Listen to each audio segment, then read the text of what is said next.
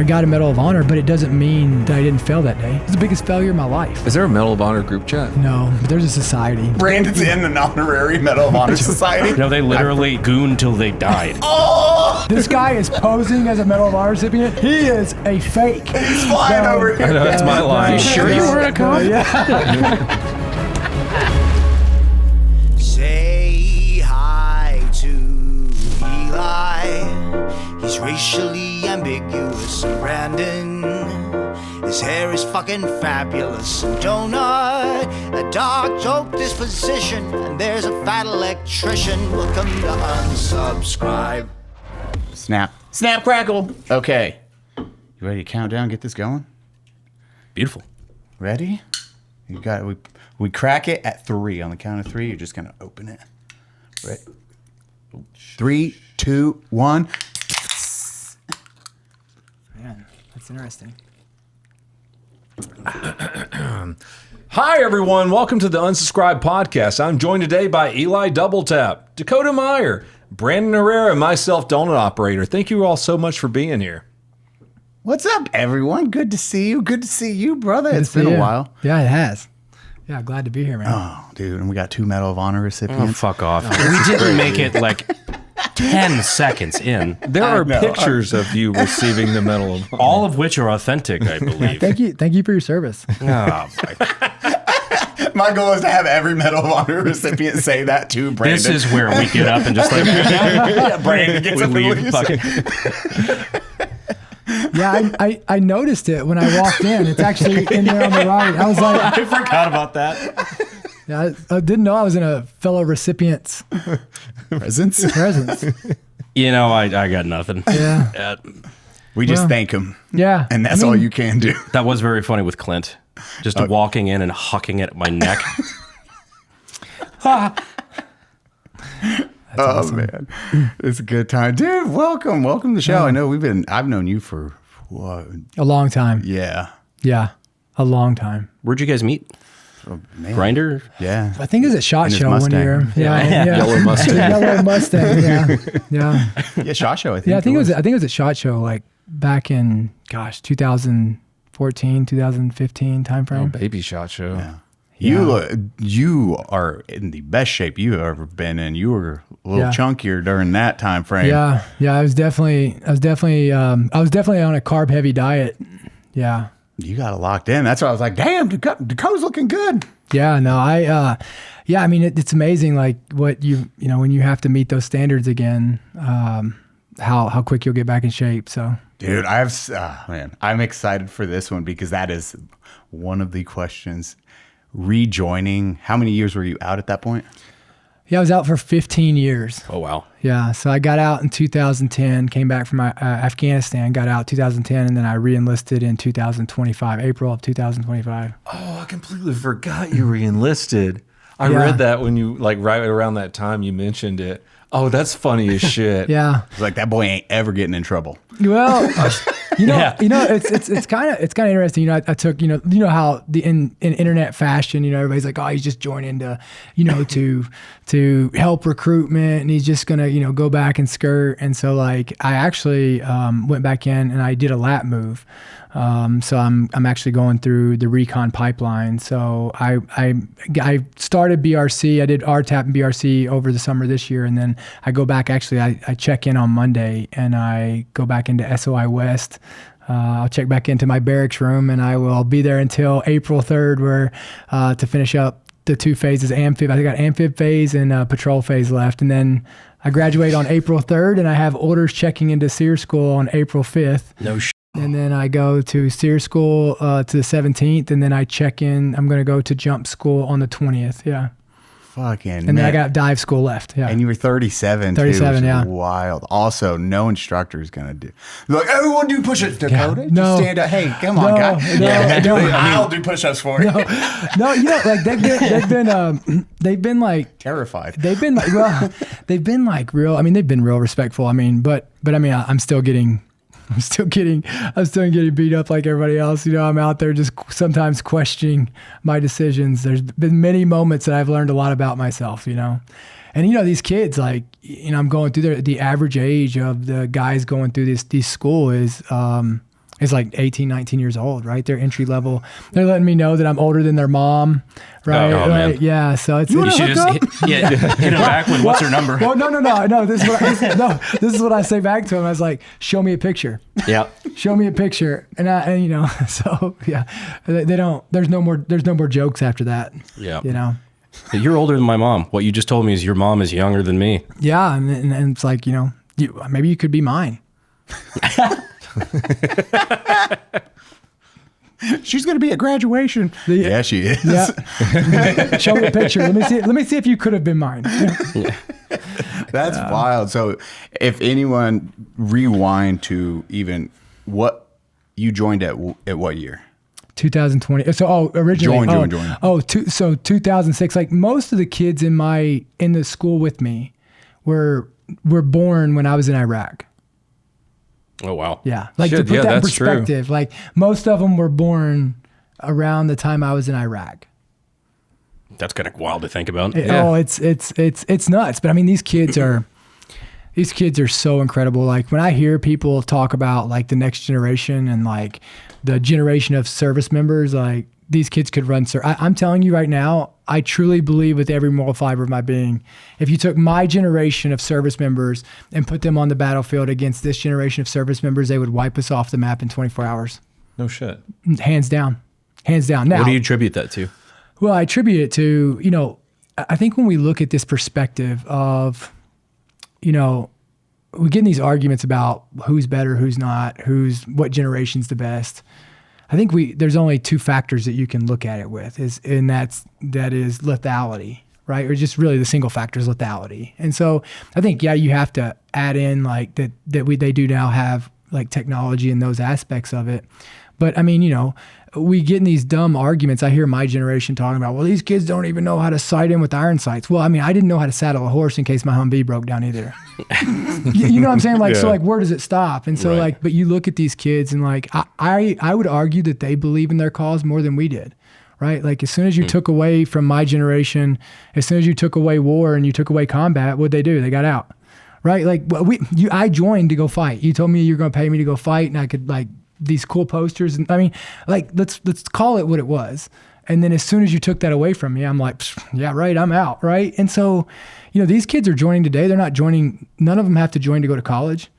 Like college is not even honestly a relevant benefit to this generation, right? I mean, they're not joining because it's the only way out of their community or their, you know, social or their aspect of what they grew up in. Like they know how to get out. They've got all this information. They're only joining because they don't want to be part of societal norms. They want to earn what they've got, right? Society's actually driving these kids to us and self-identifying them by saying everybody gets a participation trophy, and these kids are coming because they want to earn what they get, right? They want a result-based organization that they can be part of. And so I think that that's it, right? And I think that if you wanted to, you know, if we all wanted to admit it, that, you know, if we put them on the battlefield against us today, they'd wipe us off the map in 24 hours. And now, look, I think if we took them out back and we took everything away and we fist fought them, I think we'd still beat their asses, right? But that's just not the reality of how we're going to fight the next war, right? And so I think we should be happy that these kids are the way they are. I mean, I watch these kids. Are they us? No. But let me tell you something. They're smarter than us. They are more in tune than we were. Like, I'll give you an example in the school. You know, when I went to sniper school in 2007, I mean, we were drinking every day. I mean, like, as soon as we got off work, like, we're going to the bars.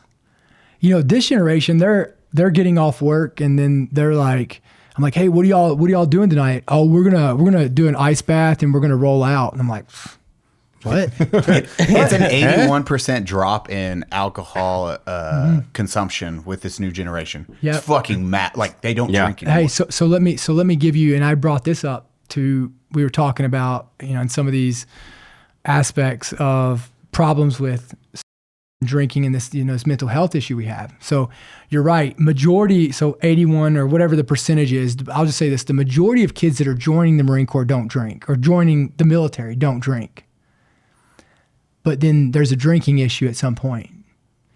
So at some point, our culture is now making us worse.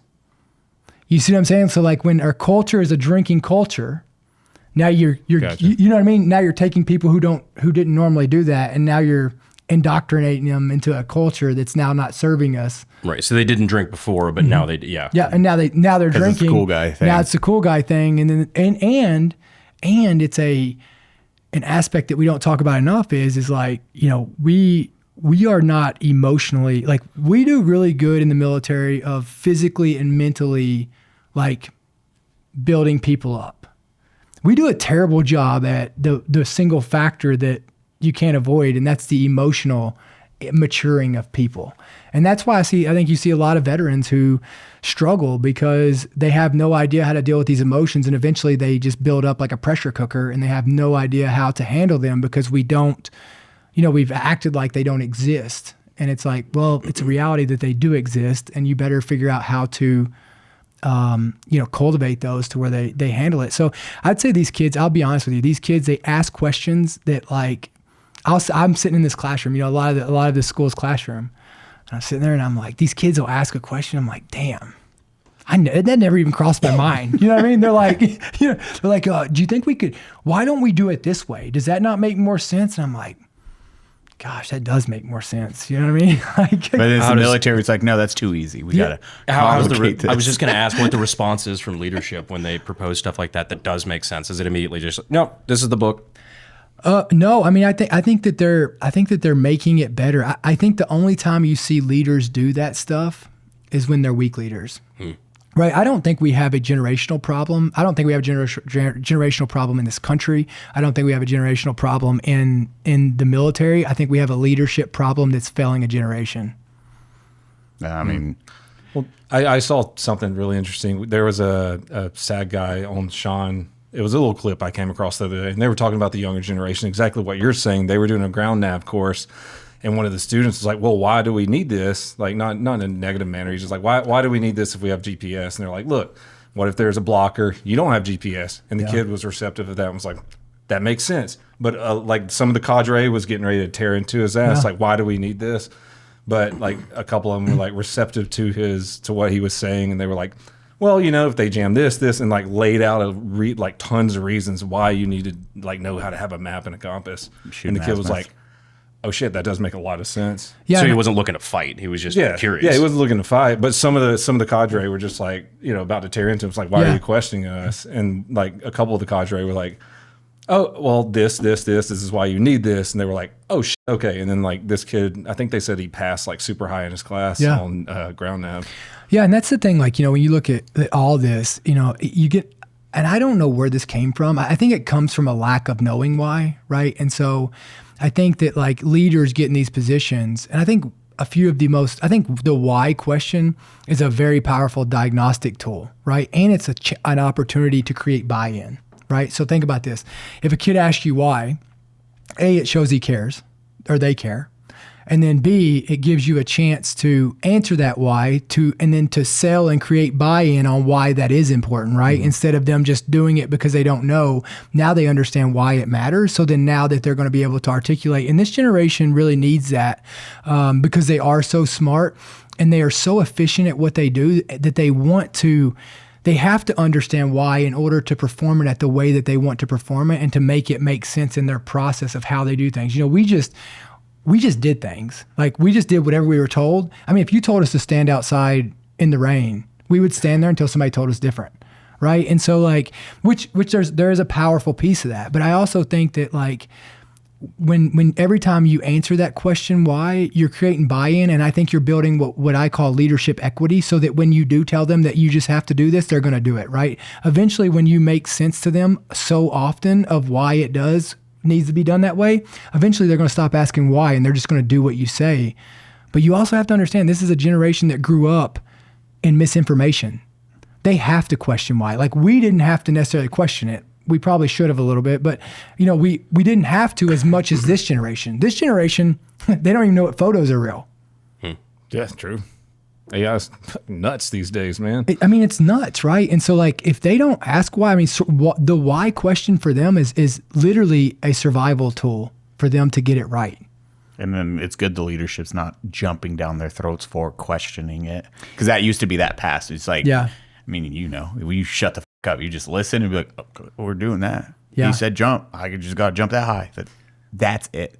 And I'm going to do that every single time because the one individual that asks why, they get the shit smoked out of them for like 3 hours. And you're like, huh, that's why I don't ask questions. What's this green Eli? If I could read, I would be able to tell you. Ag 1. I took that class in high school. Yeah, I'm sorry I didn't take corn 3. Boom, we're talking about AG1, or as Nick says, Ag 1. Is it a multivitamin that combines your pre and probiotics? superfoods and antioxidants into one simple scoop. Not amateur biotics, probiotics. Them kids are dirty. Dude. The kids are running around with their little counterparts. They're touching hands with each other. They're getting dirty, so it's better to boost your immune system. With Ag 1. AG1.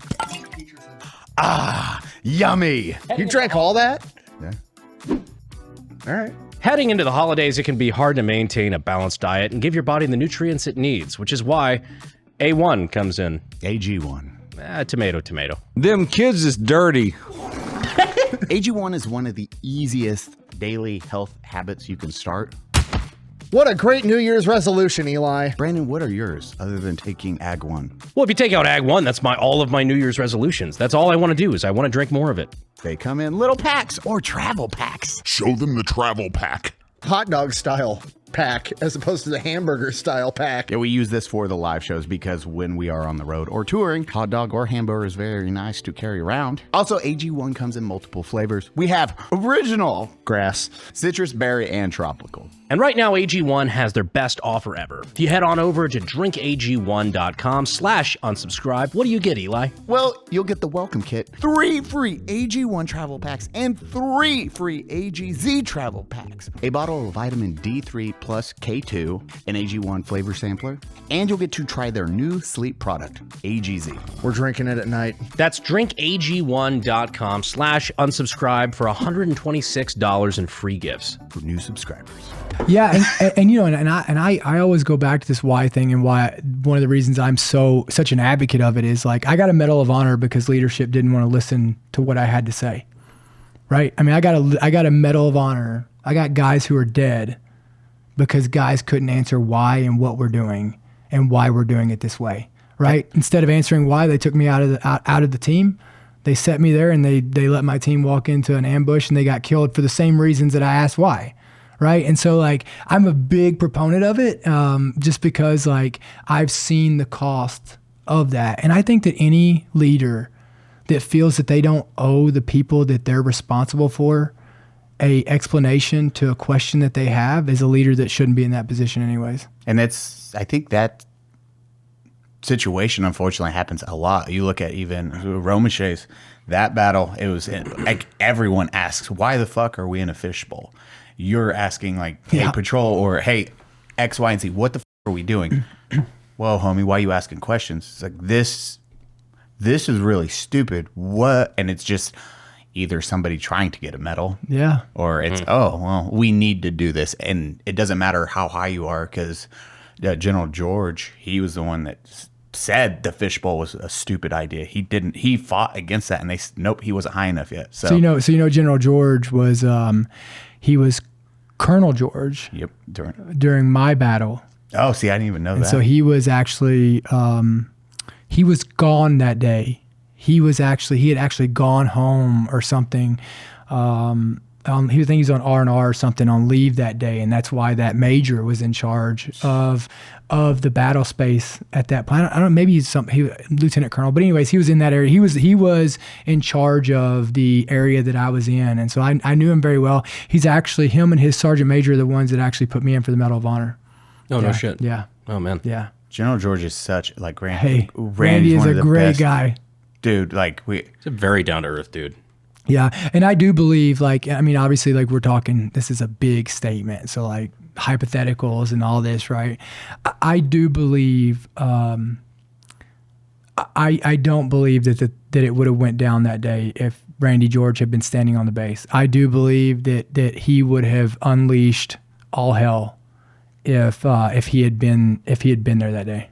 It's crazy hearing, like, two different stories, and it's just positivity about General George Randy doing that. He truly cares about the soldiers. Yeah. His guy's like most important thing, and he fights for him. Like everyone says that too, which is awesome. I mean, it's awesome to see a leader now in that, like at the top position, and he still has that mindset. He just wants efficiency and the biggest thing, listening to him speak, the thing he continuously brings up is feedback from the guys. And the fact that he takes that very seriously is very cool. Yeah. And yeah, I mean, you're talking about a guy who I've seen him while he's up there, but I mean, like, I was with him in 2009. We're talking about 2009 Randy George, right? And so, like, you know, he gave that off to me. I wasn't even in the Army. I mean, I was a Marine who was operating in his battle space. And you know, and he, yeah, I mean, I still believe that with every moral fiber of my being, that if Randy George had been standing on base, making those decisions that day, that it would have never lasted. It would have never got to the point that it was at. That's wild. He's I will say just a real quick funny one when he seen Brandon and I at the Christmas party. They invited us to the Christmas party with all the chain of command. And we walk in, and everyone's surrounding him. He looks at us, he's like, "Oh, trouble's here!" Him and Weimer, like, as he's entertaining like foreign dignitaries and things like that. He just comes up, he's like, "Oh, how you guys doing?" That's the kind of guy he is, you know. And that's not a play either. No, like that's authentic, right? Like he, you know, he's the kind of guy that like gives you hope of, like, you know, you see guys like that get to where they're at. Like, you do know that good people can still get up in leadership positions, you know what I mean? And still doing what's right can still get you there. You know, I think all leaders should look around and see, you know, where his loyalty lies. You know, because I've always felt like with him, he never looked at it as if he was in charge of people. He looked at it as that he was responsible for people. Mm-hmm. He's very well respected. Everyone under him.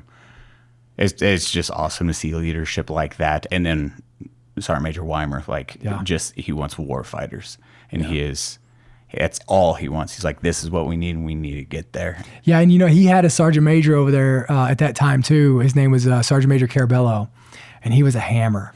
I mean, like, you know what I mean? So, like, you know, that he was a hammer. He had his guys like put. I seen the Army. They were walking around with their. Yeah, I mean, like, you're none of us. First off, there is no desert or jungle like where we were at, you know. But he had them running around with. They put that netting. Yeah. On their helmets. Oh, you know yeah, what I mean? yeah, like they that. cut it out and they had it like all zip tied to it, and I'm like, yeah, this is badass, you know, like out in the fucking. Yeah, we're in Afghanistan, right? I mean, but it was just like they were just, you know, it's just a statement. This is a statement, you know. Sergeant Major doing Sergeant Major shit. Yeah. The guys would get so pissed off about it. They'd be like, oh, you know, his name was Jim Carabello, right? And so, like, they call it Uncle Jimmy hair. You know, like, I got my Uncle Jimmy hair on my shit. You know what I mean? But it was like, you know, looking back, it was pretty badass, you know? Here, we're taking one for Randy real quick. Okay. Oh, nice. Get in here, guys. Go to get in here. Scooch. There you go. I got a scooch. What? Photo. Photo. There we go. Old man doesn't know how to work a cell phone. I thought we could trust the Asian to take a photo. Oh my God, so hot. Okay, photo looks so good. Okay, little brown, little Mr. white. George, your photo. That's funny. I don't think I've talked to anybody about Randy that had a negative word to say. Yeah. Just universally beloved guy. Yeah, he's just so authentic, you know, and like he's just, I mean, you could just tell like he you know, his priorities are in the right place. Okay, so now you joined in 2006. And then what was your mindset going in? What made you want to join? Were you just like, hey, I want to jump out of planes. I want to get into gunfights. No, I really didn't know anything about the Marine Corps. Like honestly, like I was walking through this lunchroom one time, and I grew up in a small town where I think we might have had 100 to 150 people like in my graduating class. And it was just one of those towns that like you either went to college or you went to work on the farm or you got a job, and you know, that was kind of it. You really didn't know. There really wasn't like a huge plan. You know what I mean? You didn't really know much outside of it. So I was going to go to college. I was going to go to school. I mean, there's no chance I would have ever made it, but I was going to go at least until my dad ran out of money, right? So or got tired of paying for it. So You know, and I could give a story like maybe I was going to play football or something. Who knows, right? Probably not. And I was walking through the lunchroom one day and there was a Marine recruiter there and I started talking to him and I kind of like made a smart aleck remark to him and he said, yeah, that's good. Like I wouldn't, that you should go to college because you'd never make it as a Marine anyways. And like, I think that's what the Marine Corps does the best is like, they know how to talk to their people, you know, and you got to understand that the Marine Corps is the smallest branch. So it's like they have a very niche that, you know, they can talk, like they don't have so many demographics they have to cover, you know? So, I walked off and it just pissed me off. And so I came back and I said, I'll join today. And so we went and signed the papers. He told me, I'll never forget, he told me that, he's like, man, you're smart. So like, we have like a perfect position for you. Like, I don't have any more of these spots open, but I'm only going to make an exception for you. And I'm like, gosh, what a great guy. Infantry. And he said infantry. Yeah. And that was a joke. Oh, man. Yeah, no, he said infantry. And so Recruiters don't lie. yeah, you know, and so I signed up for infantry. You know, I went to Paris Island and then, you know, I was stationed in Hawaii. And I'll never forget, I seen these guys running around and I was like, who are they? Like, they just gave off a different presence, right? And so they were the sniper platoon. They were the snipers on there. You know, there was I think there were weapons at that time. But anyways, I was like, I want to be them. Like they are, like they knew their stuff. I remember a guy talked to me about something, and like I was like, holy shit! Like they really know what they're doing, you know. And so they had an NDOC. They were just going to have security guys. And so like they came out with this NDOC and I went out for it and made it. And so you weren't even supposed to be going to like a school or anything until after this deployment in Iraq. And I was, you know, just doing my thing and I made it and made it into the platoon. And then right before we were about to go on pre-deployment leave, they said that they had a spot open up at sniper school. And I was just so lucky that I was the only one that had all the prerequisites to go. And they're like, you can either go to sniper school or you can go on pre-deployment leave. It's up to you. And I'm like, I'm going to sniper school. And so I went to sniper school, graduated the first time through, and then, you know, turned around and deployed to Iraq. What is pre-deployment leave? We didn't get this. That's why I'm really? like, what the fuck? And we did a 15-month deployment, but I've never had. Yeah. That's why I'm like, what? You got like 2 weeks or a week, 10 days? Yeah, something like that. Like what they usually tried to do is like after you did your like final workup, like, Yep. you know, like after you went to 29 Palms, you usually came back and they would try to give you like a couple weeks to either get your stuff together, go home, see your family, like something like that, right? Okay. Yeah. Okay. So, I was like, because ours was December and then July, you had your only times you could take leave, and we deployed in April, I think, and there was train up and then you're gone. We skipped NTC though. Like it was that.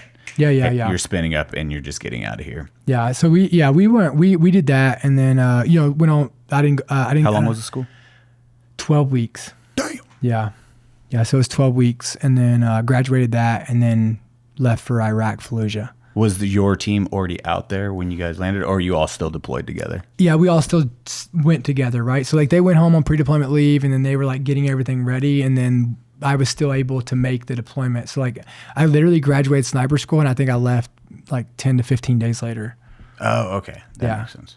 We had individuals that were in Ranger school, and I want to say it was just a couple in Ranger school, but we deployed, and then they showed up 60 days into the deployment because they were finishing up Ranger school and then putting the weight back on. But yeah, that's what I was wondering, how they did that with you. Yeah, no, we all, like, it was like just like a perfect timing piece. I mean, I got lucky. Like everything I've done is just by pure luck. Right place, the right time.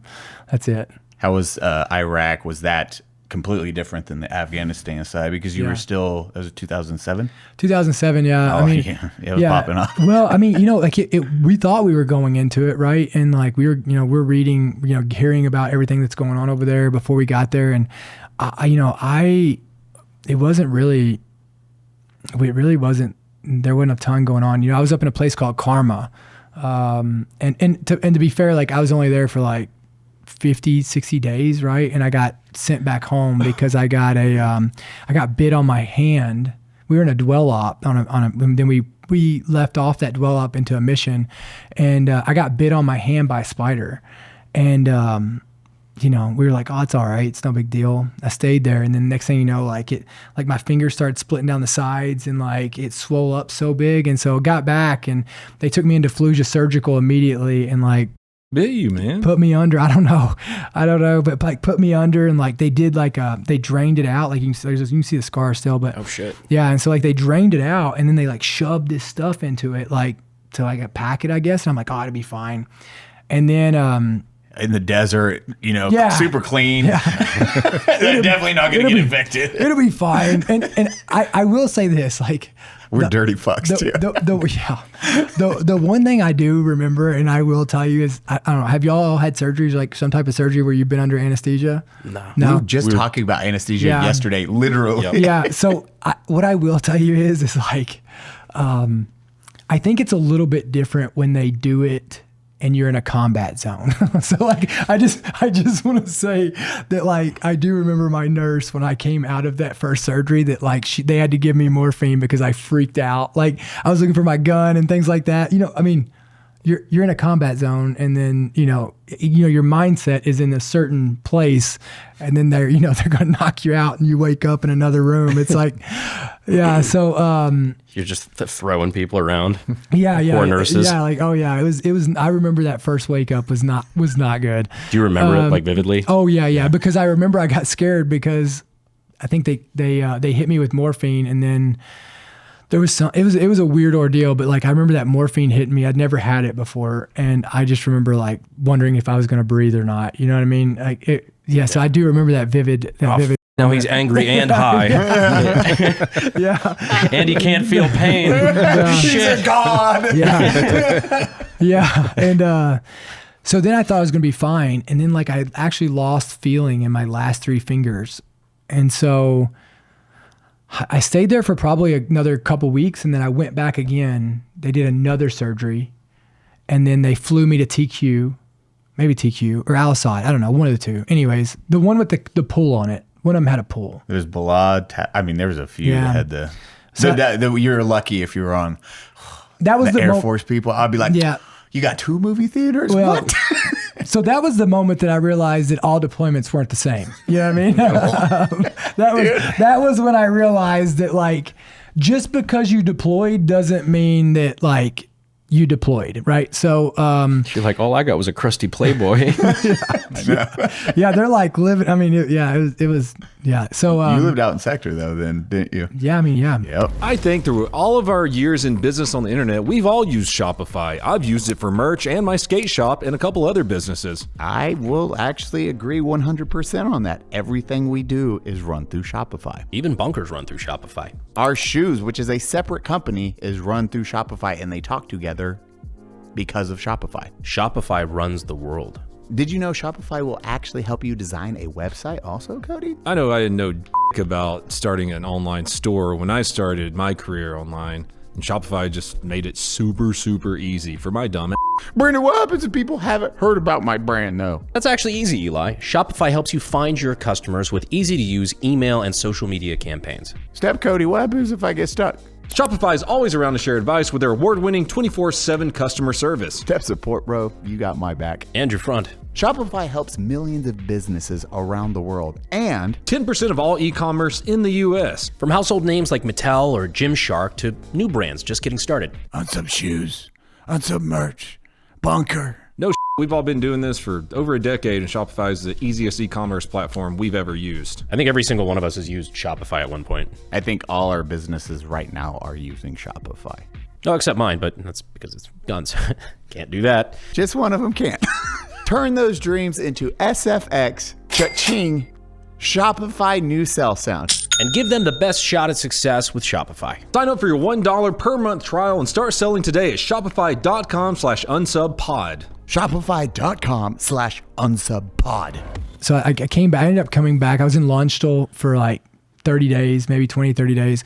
And then I came back to the stateside and then just like occupational therapy. And I thought I was getting discharged.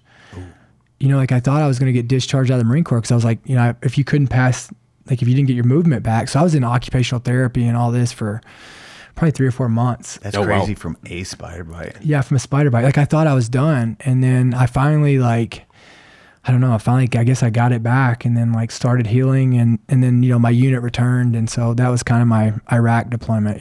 How did you feel on that? And did your buddies that you deployed with, did they look at you different? And did you have any feeling because you felt like you were missed out on it? No, I mean, no, because they knew the type of guy I was. Like they knew that like I was more pissed than anything else. And I'll be honest, at that time, they had started taking like our ability to go operate away, right? Like at that time, like commanders didn't want to take risk.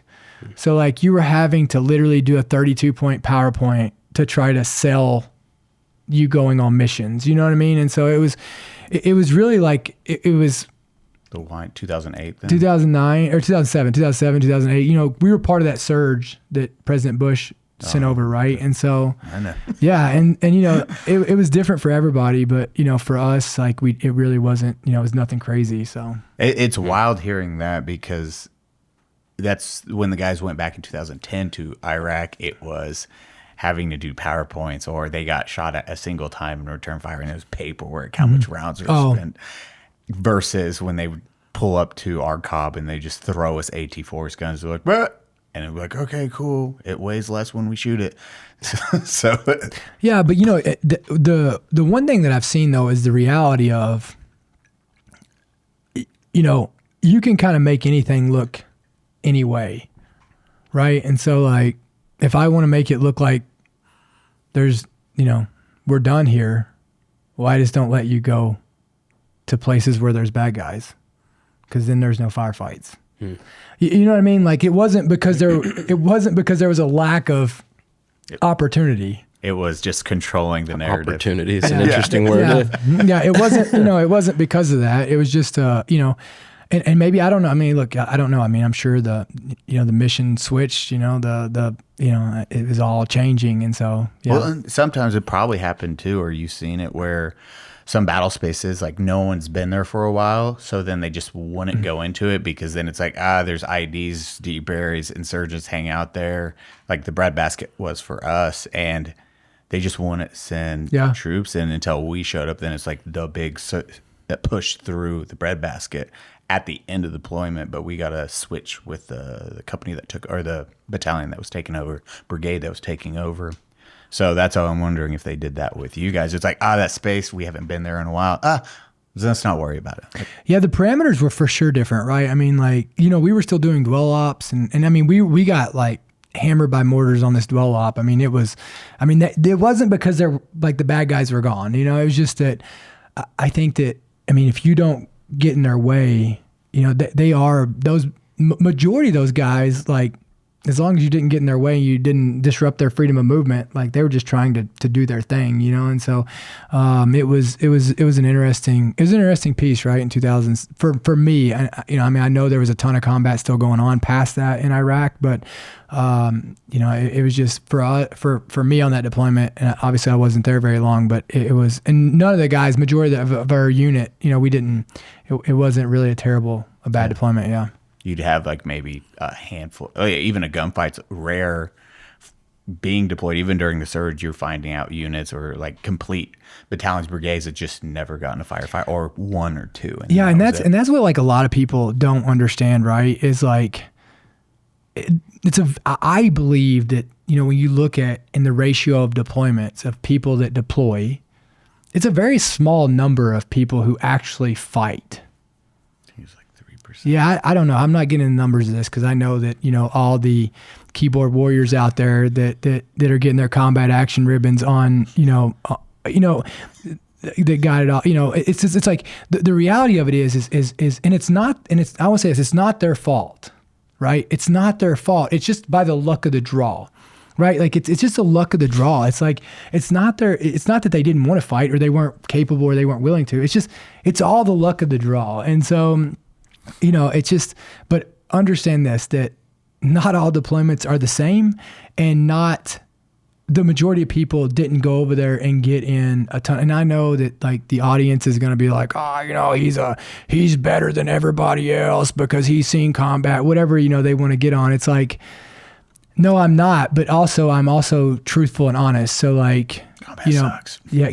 Well, and that's what I always say is like when I hear people talk about combat and they talk about it in this like romanticized way, Glorifying it.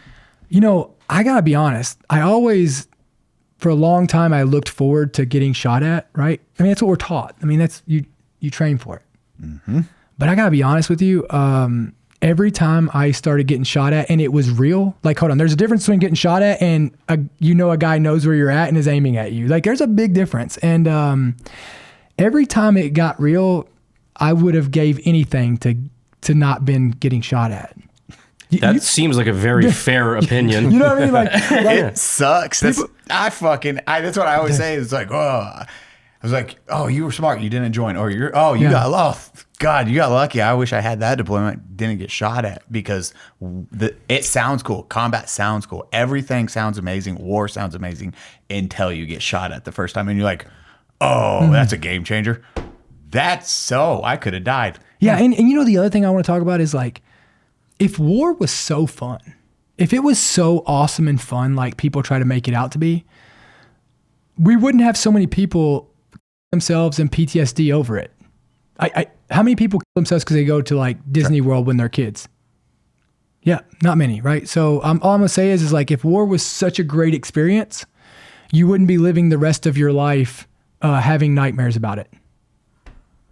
That's a good way to put it. I mean, I'm just saying, right? I mean, like if we're just gonna call it what it is, like you know, I hear all these people say, man, I just give anything to deploy again. You're the same person that bitched the whole time you were over there about hating it, hating the military, not wanting to be here. And you think it's like rose-colored glasses or something else? I want to hear yours.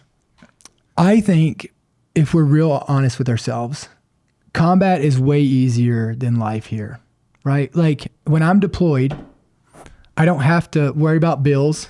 I don't have to worry about taking care of my kids. I don't have to worry about doing life.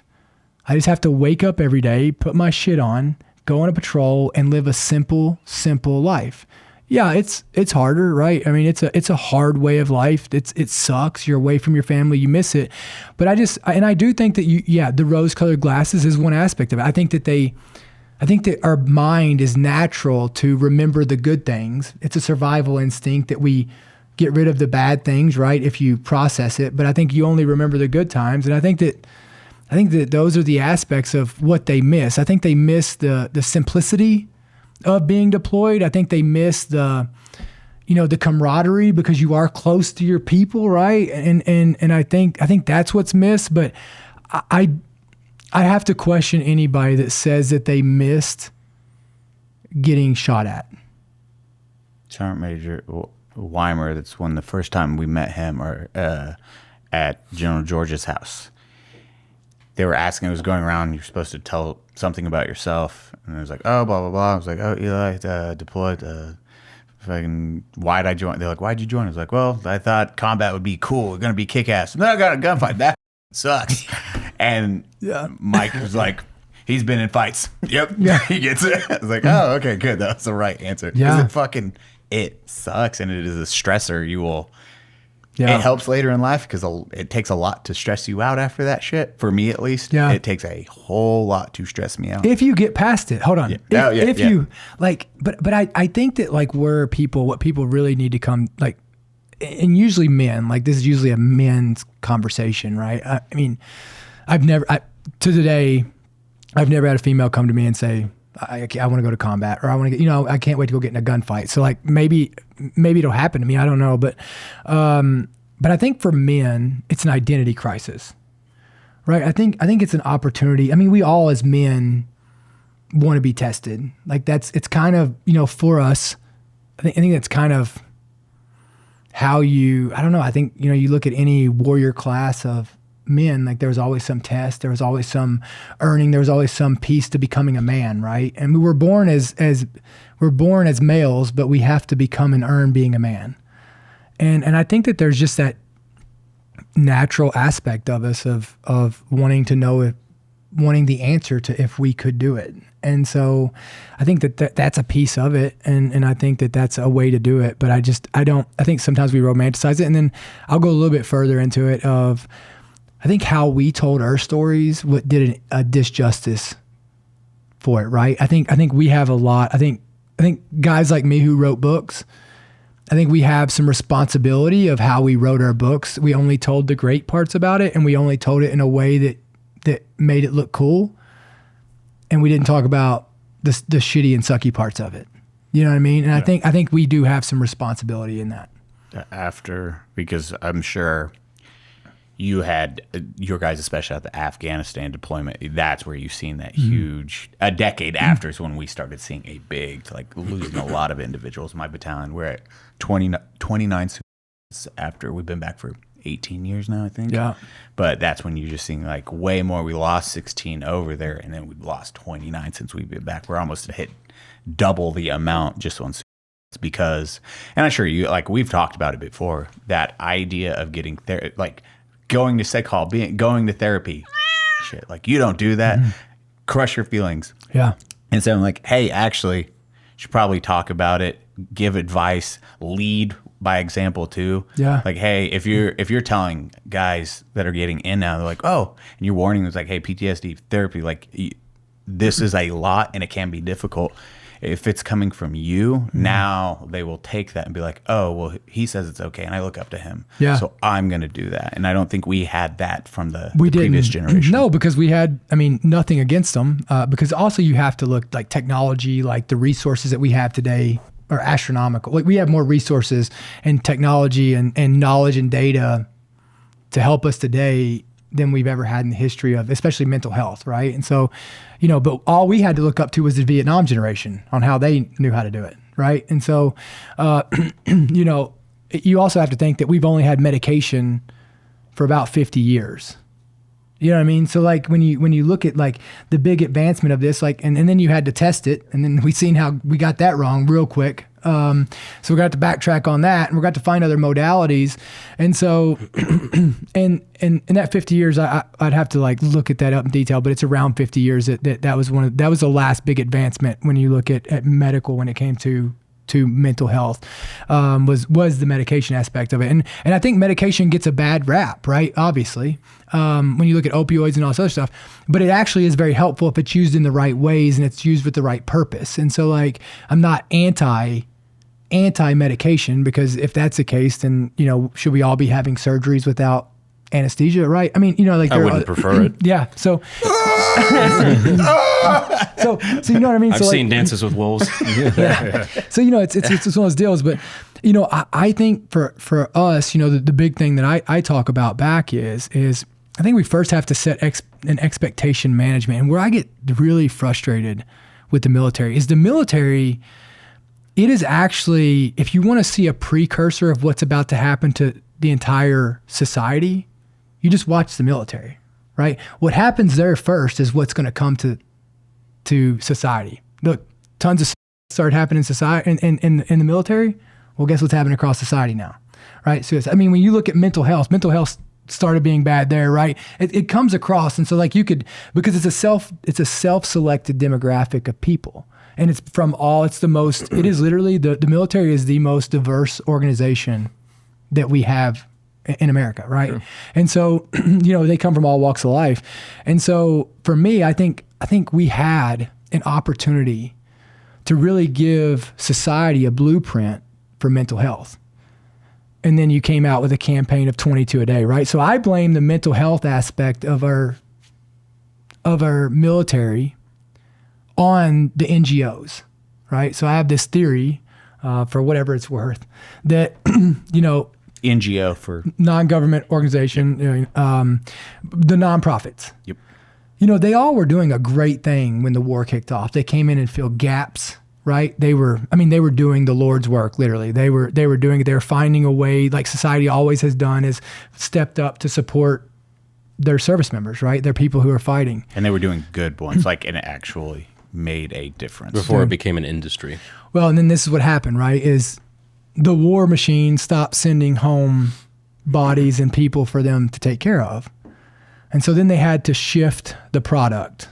So you started with the hidden wounds, right? So Wounded Warrior started, everybody's a warrior. So now we help everybody, right? I mean, so like it turned into this aspect of just reclassifying what things were instead of 22, instead of having a product of guys getting killed in combat, now it's 22 a day. And so let's remarket this because we need to continue a product, right? Like instead of being like, hey, we're going to be here to support this, it started turning into an industry. And so, and I think at the expense of service members, right? I mean, one of the big aspects I fight on all the time is like PTSD, depression, and anxiety.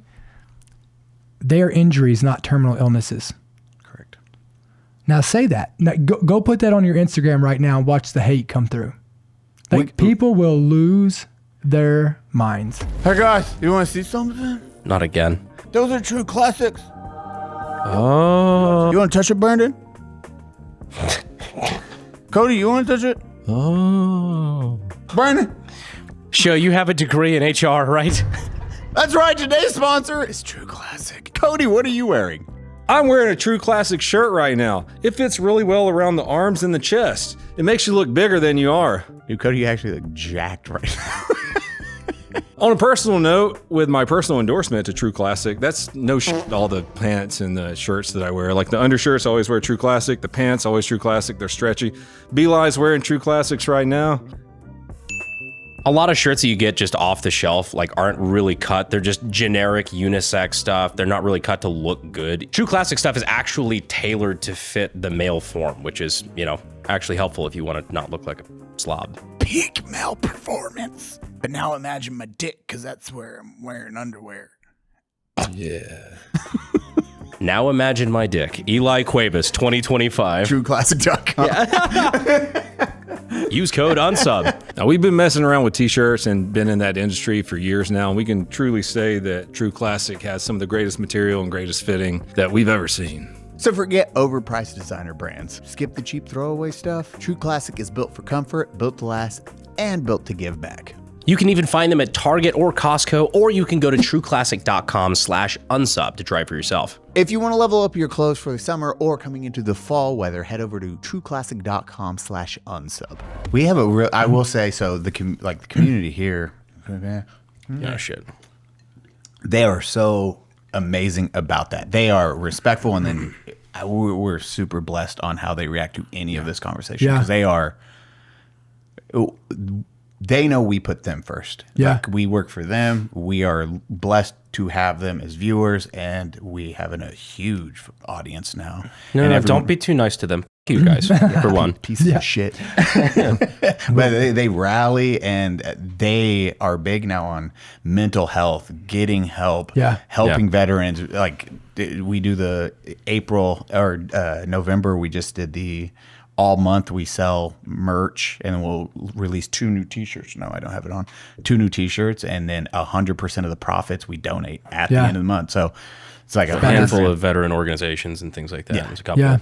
And we vet those ones, because you have to vet the nonprofits now. Dude, you have to. And so I think that's the first expectation you have to set is like that those are injuries, not terminal illnesses.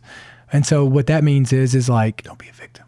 Yeah, like you can be more than a victim of your own service, right? And like the worst day and here's the reality is like the worst day of my life is no more significant than the worst day of your life or your life. Like, why are we trying to out victimize each other, right? Like, it's just the worst day of your life in your mind, and you know what I mean? And so it's like you need to deal with that and get past it in order to be better from it, right? And so, but I think that when we set the expectation that once you have PTSD, you have it forever, well, then you're screwed, right? Because then that's all they ever have, and that's all they have to live up to, and it becomes their identity. Especially if you say it like that, and then somebody hears that, and then they pass that on. It's like, well, you have PTSD now. They're like, sorry.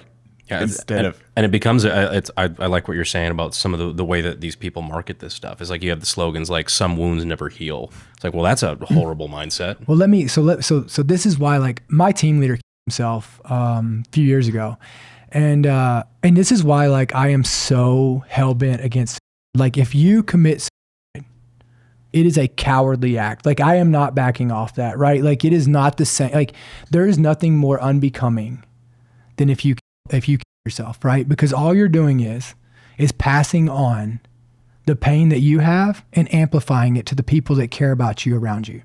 Like, you are literally tossing that off. And there's nothing, I mean, let me ask you something. Would you all, if I had told you that I surrendered to the enemy, would you all like respect me? I mean, no, you wouldn't. You wouldn't respect me surrendering or quitting to the enemy, would you? Right? So, well, I mean, is the ultimate surrender. And so, it's a hard one to talk about because none of us wanted you to do that. And like, it doesn't make sense.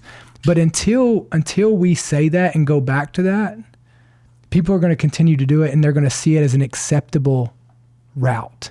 They're going to see it as an acceptable way to handle their pain, right? And instead of going to get help. Dan Holloway, he has my favorite quote on that, which is, it's a permanent solution to a temporary problem. And I think that sums it up perfectly. Yeah, and I think the thing we have to talk about is, like, if you are a human being, at some point, the idea of suicide or the thought will cross your mind. Like, that is a normal thing. Like, that is it has crossed everybody's mind. But at some point, like, taking action on it is where it doesn't become normal, and it becomes a thing that you need to get help for, right? And it's a tough one because, I've watched some of the hardest men. Some of my team leader was one of the biggest badasses that I had knew.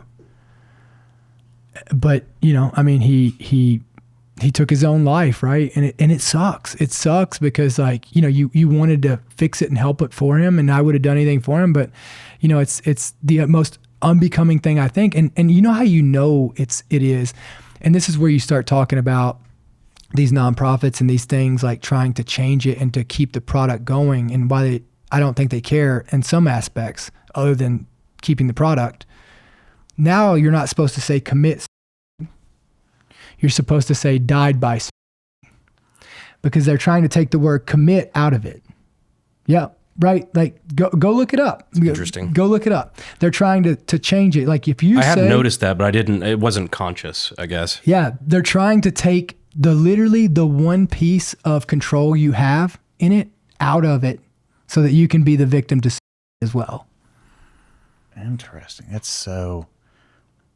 Because you know how you change the truth, right? One word at a time. Yeah. That is, Cody, really quick with the going back to just even that mindset of talking mental health, getting into that, and that generation of, we didn't have that with police force and SWAT. Did you have that, or was it still like the guys above you were like, oh, that's for don't, like, figure your own problems out, especially because as you showing up on the scene and you have like a baby.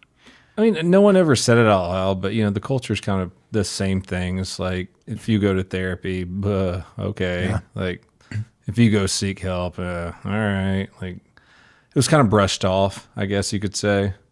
So it kind of comes down to kind of like an eye roll. Yeah.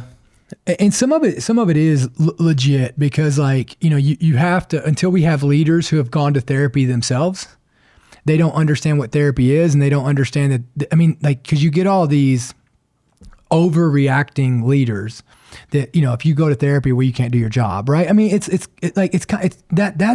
what a lot I think holds a lot of people from going to therapy and getting help. And so I think we got to have leaders who have gone and fixed, like, the problem is we have broken people leading broken people. And so we need to our leaders need to make sure that they're whole, and then, start helping other people and use these things as, like, hey, I was struggling here too. Like, go get some help, instead of saying, hey, I know you're struggling. Let's go start getting drunk every night. Right. Like, we got to really call things what they are. And where I really would honestly probably change my life the most to really start taking accountability and responsibility for this was becoming a first responder, was becoming a firefighter. Because I'm going to tell you something that we don't talk about enough. Like, what cops and what firefighters and what paramedics see makes what I've seen in combat and what veterans see in combat look like a Mickey Mouse clubhouse. Mm-hmm. Like if these people are out there crushing life, and I mean, like, we should learn from them on mental health, right? Now, I ain't saying they're getting it all 100% perfect, but what I am saying is like veterans don't have the, like you talk about trauma and you talk about, seeing bad shit, veterans don't have the market on that. Like you want to go see the people who see the worst of the worst, and like they go on deployment every week. Stateside. Like, look, if you went to combat and deployed, and like I'll say this about, the one difference that I think it's why it's worse for our first responders is because look, if you signed up for the military first, none of us were drafted.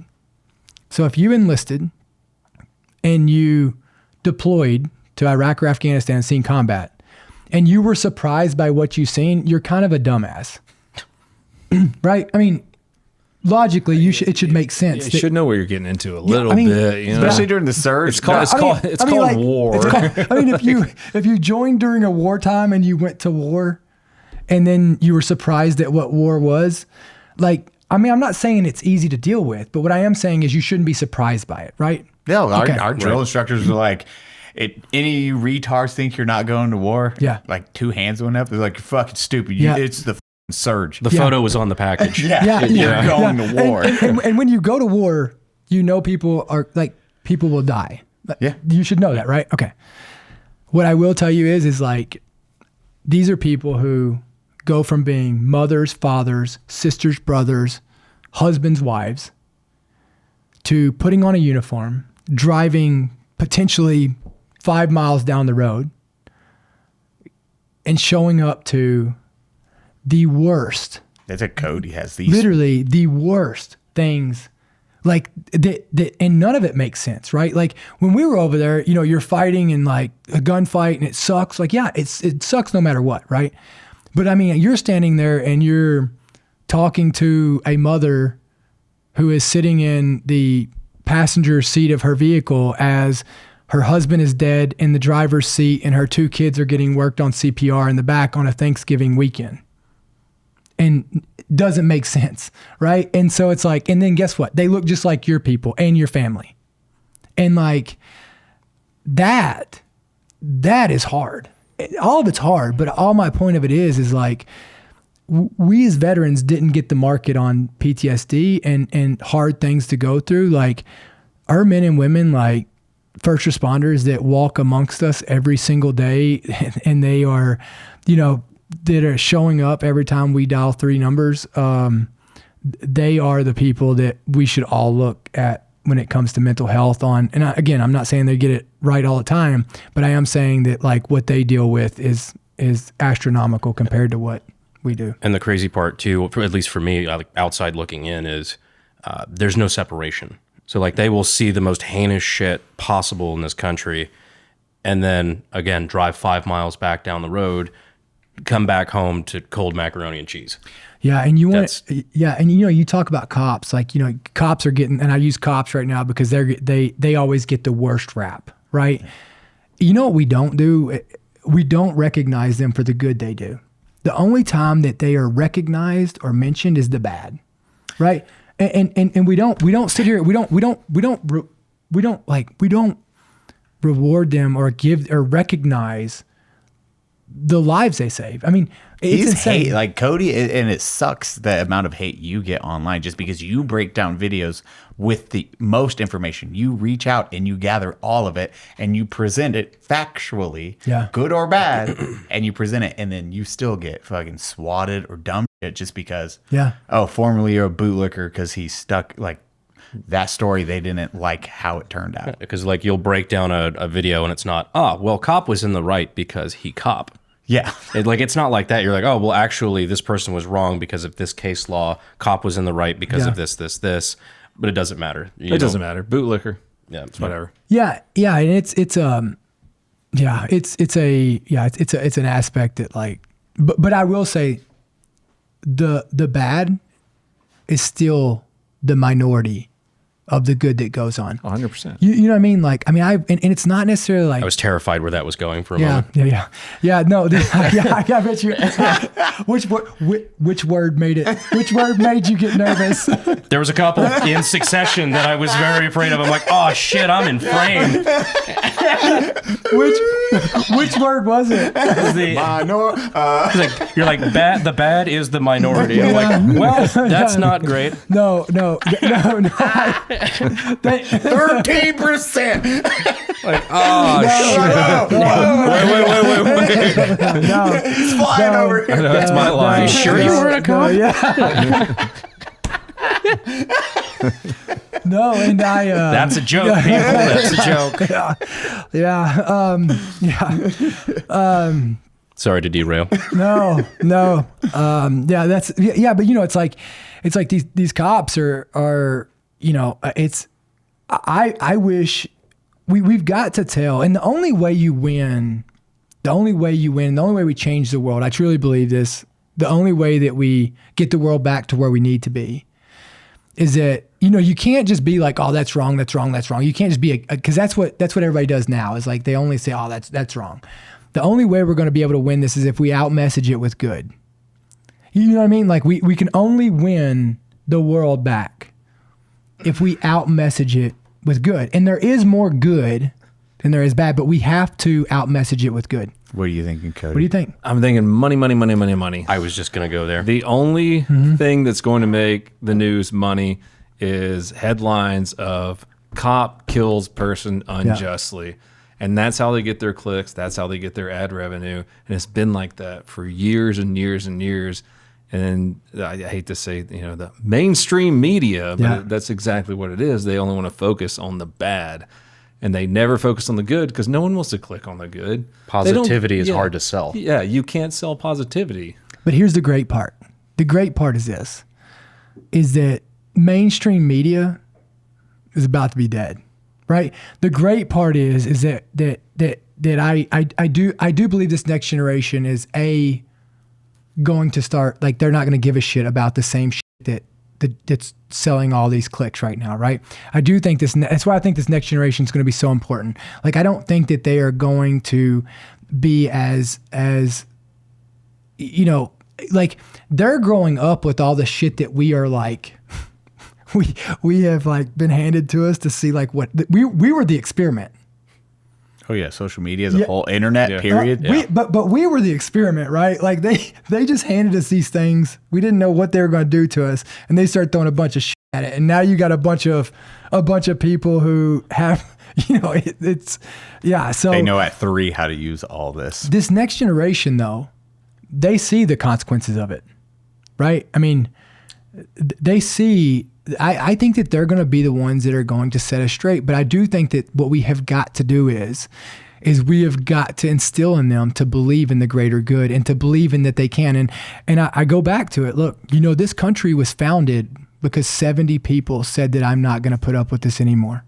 Right? 70 people who had no training, who had no idea what they were going to do. They stood up and they said, you know what? I'm a shopkeeper. I'm a blacksmith, I'm whatever, right? I'm a farmer, and I'm going to grab my rifle and I'm going to do something no matter what. And I'm telling you, I do believe with everything that I have that we are at a time to where it will work. Yeah. I know. I do agree with you. Like the it's all there, but I do believe that I do believe that people are starving for hope. Yeah, and I hate the only hope that people can find, especially from a law enforcement perspective, is a post from a random person on social media that goes viral, and you can see like this cop being an awesome person, like maybe playing basketball with a kid or saving a life, and like the mainstream media has been like cops bad this entire time, but you have these like you said, 70 people. You have these little people on social media who put these stories out and they go super viral. Yeah. And like that's the hope there. Well, that's also the nice part about social media. There's plenty of negatives of social media, but one of the positives is you get to see what people actually want to see. Yeah, it's a blessing and a cursing. Social media is. It's not curated though by like things that are supposed to make you angry or things that are supposed to make you click or whatever. It's like you get to see those things that people do actually care to watch. Brandon, do you need not One more time, you got this, Brandon, buddy. can you? Brandon, do you Almost there, bud. Brandon, where do you store your firearms? All over my house in every fucking crevice. Well, do I have the product for you, Nick? Show 'em. Here, hand it to me, Brandon, so I can show you. Brandon, this is STOPBOX.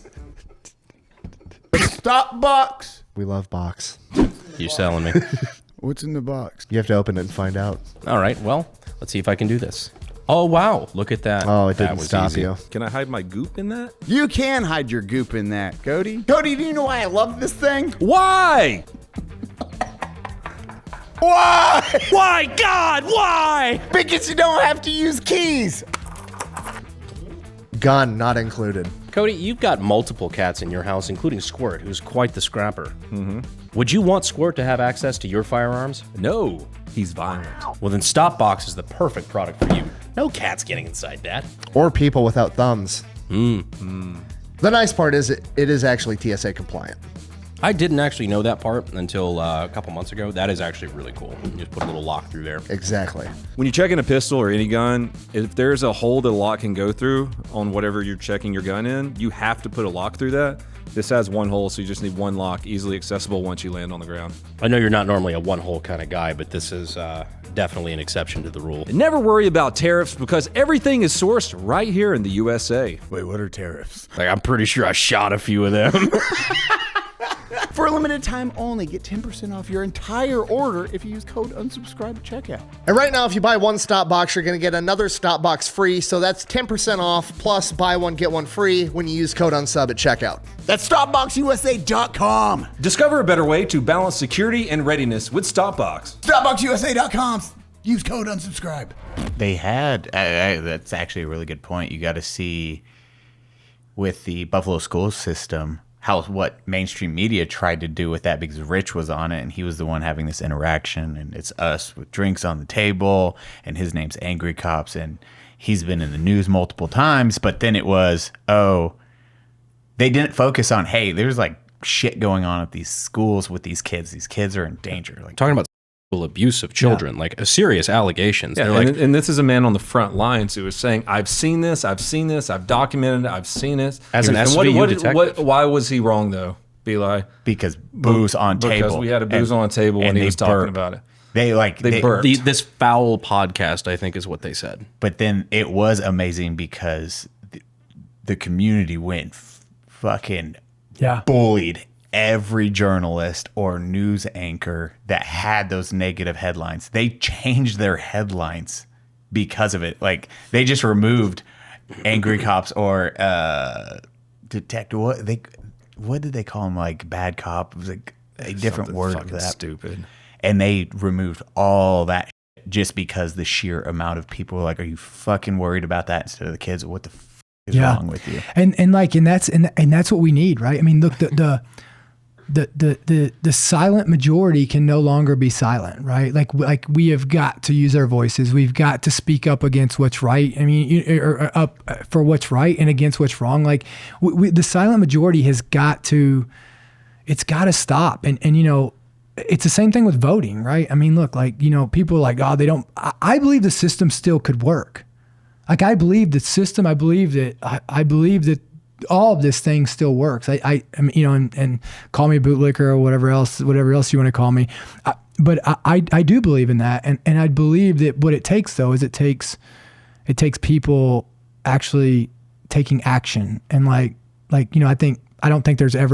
don't believe that there's ever going to be a chance for a civil war, right? I don't think that that's a thing. Like people who talk about that, I think that that's, They don't have the stomach for it. No. Well, especially the people that talk about it like, oh, I can't wait for the, I'm like, well, you're fucking crazy. Yeah. Because I don't know if you did any reading on the first one that we had, but it pretty much sucked for everybody for a very long time. Yeah, and none of us should want that, right? Like I always question anybody who wants to hurt another American or hurt another human being, right? Like I think that's insane, and I think just because you disagree with them, and I think that. I do believe that voting still works. And I think that all these ideas, this I call it extinctionist. There's an extinctionist mindset that has entered our culture, right? And so what does extinctionist mean, right? The way you kill a population is you make them believe that there's no reason to do good or do the right thing anymore. And so the way you do that is by you start putting these narratives out there that all marriages are bad, all men are bad, all women are bad, Having kids is bad. all cops are bad, having kids are bad, or like Bear over a man in the woods. Yep, or there's no reason to or there's no reason to stand up for what's right anymore. Or let me tell you where it started at. Your vote doesn't matter anymore, right? So you believe your vote doesn't matter anymore, so why are you going to show up and vote, right? And it's all those aspects that if you get people to believe, and there's actually this study out there with these mice, right? So these scientists threw these mice into this tub of water, and then it took like 5 to 7 minutes. I don't know the exact time, but a short time that the mice started to drown. And so they reached in and grabbed the mice and picked them up, set them on the side and let them, get their breath and all this back. And then they tossed them back in, and they stayed there for like 48 or 72 hours after Were they that. trying to learn something? Yeah, or so I'm about to tell you this. No, all right? I'm fucking around. Yeah. They were That just was it. torturing mice. Yeah. So mice can swim. Thank you, Dakota. Glad you told us that story. Why? Funny. I don't know. Look at the little guy. The most random tangent. So that's the end of the story.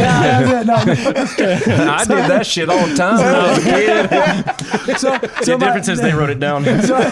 So my point being is we could be scientists. No, I'm just kidding. No, but the point of it is like the mice swam so much longer the next time because they believed that there was hope that somebody would come get them out. No shit. And it's the same thing with people, right? Like what you'll never achieve more than you believe, and what you believe and what you think is what you will see more of.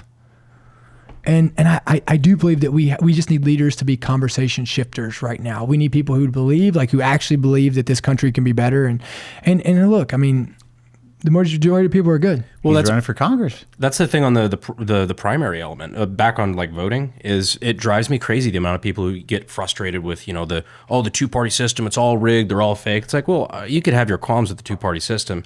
Good luck. But here's the thing: these people aren't just anointed.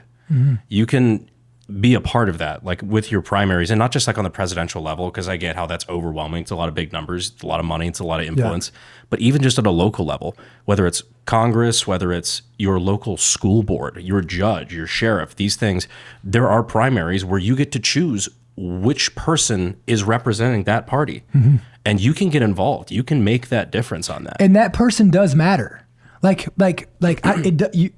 don't have to be president has one aspect, but I would argue that the people in your demographic, in your local area, matter more than at the federal level, right? I mean, obviously it's your community, right? I mean, your city council will have more effect over your life than Congress will a lot of times. And think about this, how many people don't even know who's on their city council? How many people don't even know who's on the school board, right? How many people don't even know what district they're in or who represents them, right? So before people start complaining about the decisions are being made, but again, it's before, at what point do we have responsibility ourselves to get involved? Stop bitching about the problem. Become part of the solution. The system is set. And it does work. I do believe. I do believe it does work. I think that, and I do believe that we need I think the 2-party system works, and I'll tell you why on that too. Is because the only thing worse than what we have now would be if we only had a 1-party system. Well, that's, I think, objectively worse. That's terrifying. But again, it's you need both. I think what's happened though is, and I don't believe that the leadership of the parties represent the people of the voters, right? I agree with that completely. When people are like, "Oh, Democrats are not patriotic," I'm like, I disagree. I know a lot of Democrats that are my friends that support me, that are great people, that love this country. I think your leadership that is representing the Democratic Party probably hates this country, right? But I think that it's one of those aspects that they're not. We need both of them to be effective, right? If it wasn't for the Democratic Party, we wouldn't be evolving as, you know what I mean? Like they help evolve this country and grow this country and that aspect of it, right? And now look, they've gone way off now, but you know, in the you need the Republican Party as well, and you need both of them, and they're both important to the system. But we have got to get leaders that represent the people. You know, the parties were supposed to conform to the people, not the people to have to conform to the party. Yeah.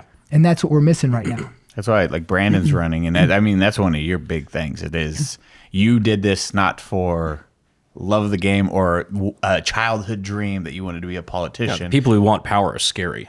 Yeah. Terrifying people. And that's Terrifying. unfortunately a majority, and that's the problem. But you come in and you're like, oh no, this dude is f***ing up a whole bunch of shit, and we need to do better. Yeah. So it was out of spite. Yeah. I'm just tired of my congressman. I knew nobody was going to do something about it. So yeah, that's what threw my hat in the ring. Last time we lost by 400 votes. This time I think we're going to take it. But it's just, I get fed up because I think the Republicans aren't immune to that either. Like on our side of the fence, I think the leadership does accurately represent to a degree what a lot of the older generation, like the 60s, 70s age group of Republicans believe, with the tint of a lot of corruption by money.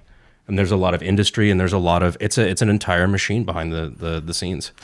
Yeah, it is. And I you know, like I think if the Republican Party doesn't evolve as well, right? Yeah. I think that you're going to have a huge problem, you know, the way, but again, like, but think about it.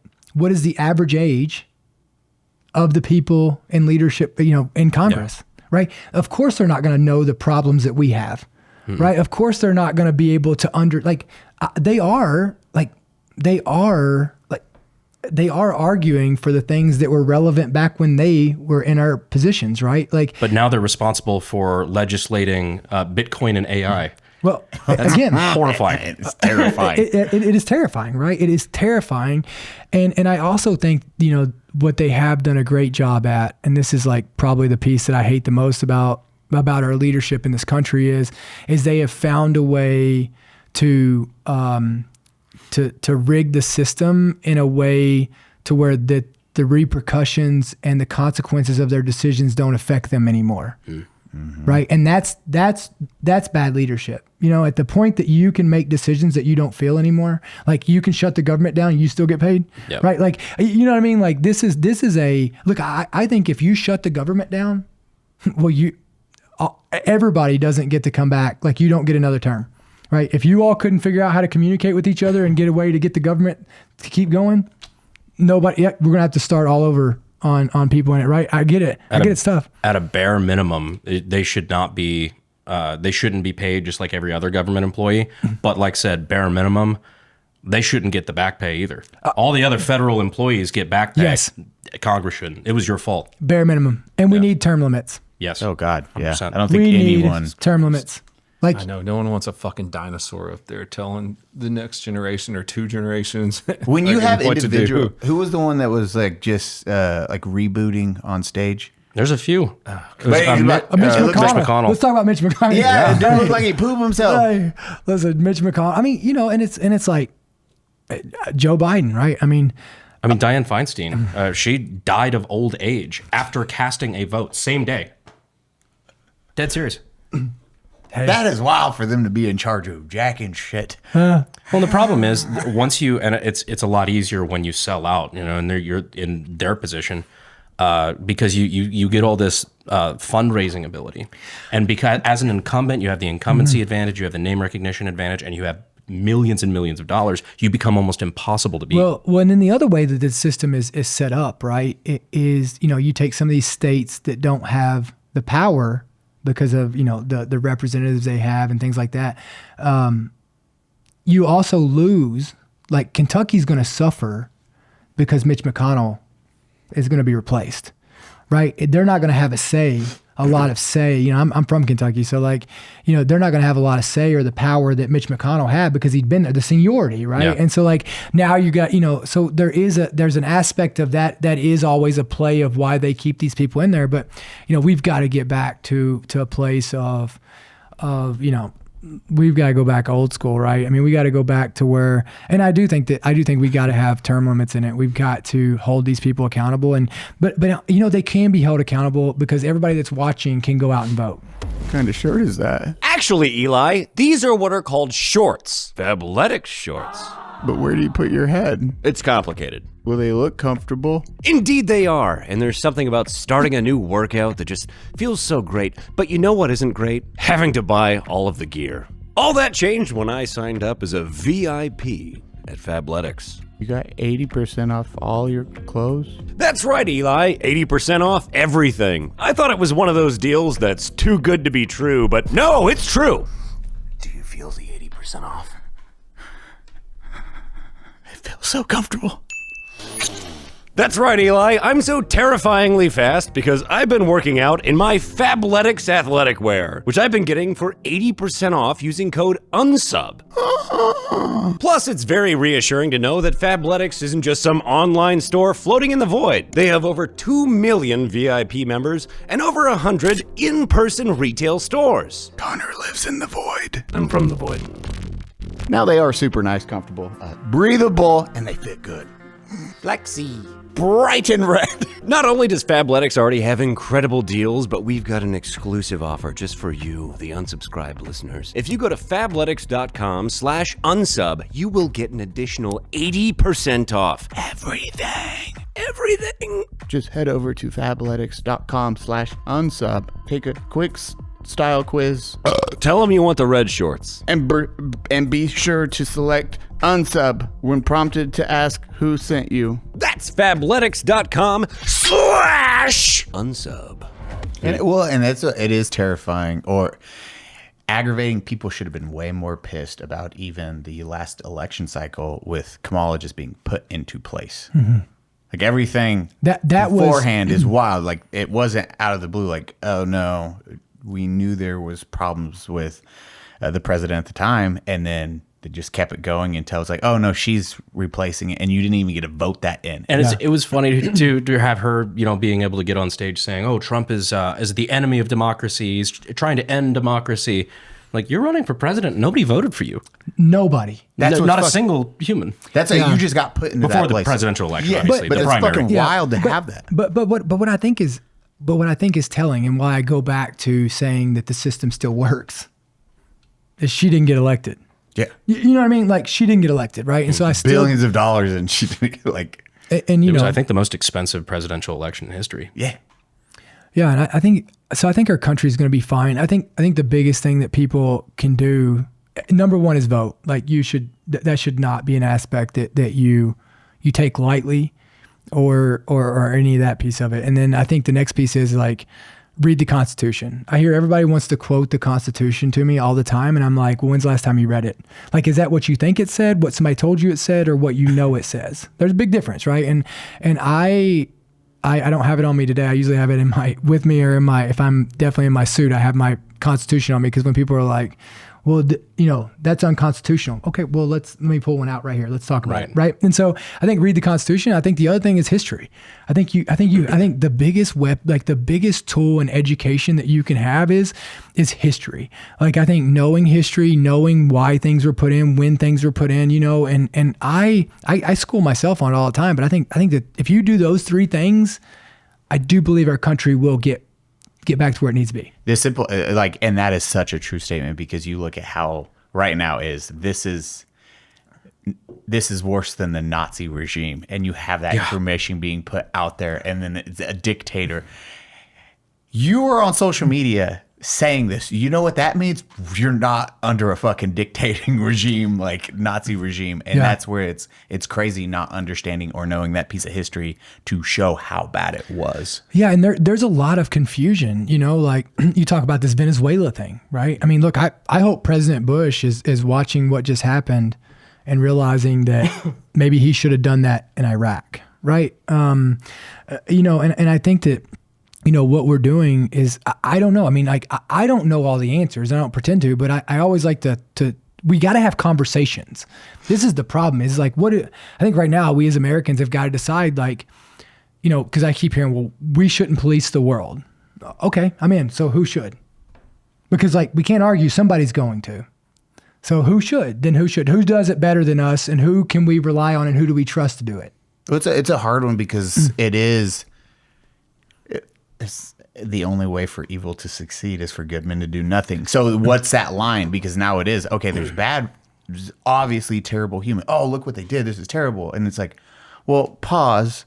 How the fuck does any change happen? Then you just want dictators to rule and then no one does anything? Yeah, yeah, maybe. And I'm fine with whatever. Like I think Americans should be involved in this. I think this should be a conversation that Americans should have, right? But I think informed Americans. Yeah. So, well, right, that's the hard part. That's the hard part, right? Like, so I think I think that when we talk about these things, like, okay, I'm in. I don't necessarily I don't necessarily want to have to go police the world either, right? But I also think that there's a responsibility that if we're watching someone in Venezuela, oppress people, and not even an elected official by the people, and we have the ability to get rid of them, we should. And then I think, people are like, oh, the oil. Yeah. You know what? Like if you asked for your house to be remodeled, would the builder pay for it? No. So I think that if we are going to go help them with their country and help them become a better country, we should absolutely be compensated for it. And we should do it with their money that they are capable of paying for it with, right? And I think that that's what real nation building looks like, not Iraq and occupying in that aspect of it. That is not like, because then you create a vacuum because we come in and do it for them. It's like having an entitled child, right? It's like you grow up, you raise a child. It's like a trust fund baby, right? Like how many of them are successful on their own, right? And so like 3 generations and it will be fucking gone. All money gone in 3 generations. Gone. And so like we come in and we help them do that, not by occupying, but by giving them opportunities and by helping them manage that aspect and letting the Venezuelan people select it. And then we roll out and we go on to the next one, right? And so there's definitely a conversation to be had for sure, because especially in the world's police thing, it's like, okay, well then who should? I mean, I don't think we've ever really done that in a way that wasn't because of American interest in the first place. Because I mean, think about how many genocides are going on over the world right now. Oh yeah, like how many dictators, how many countries are in civil war, how many people are being wiped out, and the United States just doesn't give a shit. 23 genocides are going on right now in different countries. What I do like is the transparency of the Venezuelan situation, where we're like, no, you stole tens of billions of dollars worth of our assets, largely regarding oil that Americans invested in. Yeah, no, we're not going to deal with that. That's an American interest, and you can debate right, wrong all day long, but at least the transparency was there. It's like, yeah, you got a shitload of oil, and you took our shit, and you're not playing ball. Yeah, and I hope we do Cuba next. Yeah, you're gonna grow Guantanamo. Yeah, I think we do. Just keep expanding from there. I hope we grab the Cuban leader next, right? And I mean, it was on the table apparently.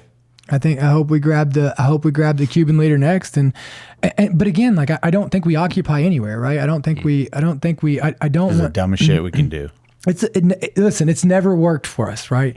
And so I think that, but I also think that I don't think we sit back and watch evil prevail, because no matter what, inevitably, it's going to come to us. Like, where does it stop? So then where do you draw the line, right? I mean, we're only in our hemisphere right now, right? So like, is it hemisphere wide? I mean, what do you do, right? I mean, and I think that this is a piece that Americans, and if they don't want to do it, then that's fine. Like if you're willing to, if that's not what you have, if that's what America doesn't represent anymore, then okay, then that's fine.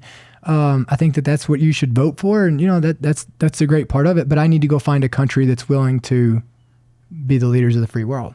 Step up. Right. I mean, I think the American people just have to really have this hard conversation, because you don't stay at the top. Well, I think you have this divide, though, that does make it hard, because it is this moving the goalpost right now with Venezuela. It's like we're sorry, the Venezuelan people.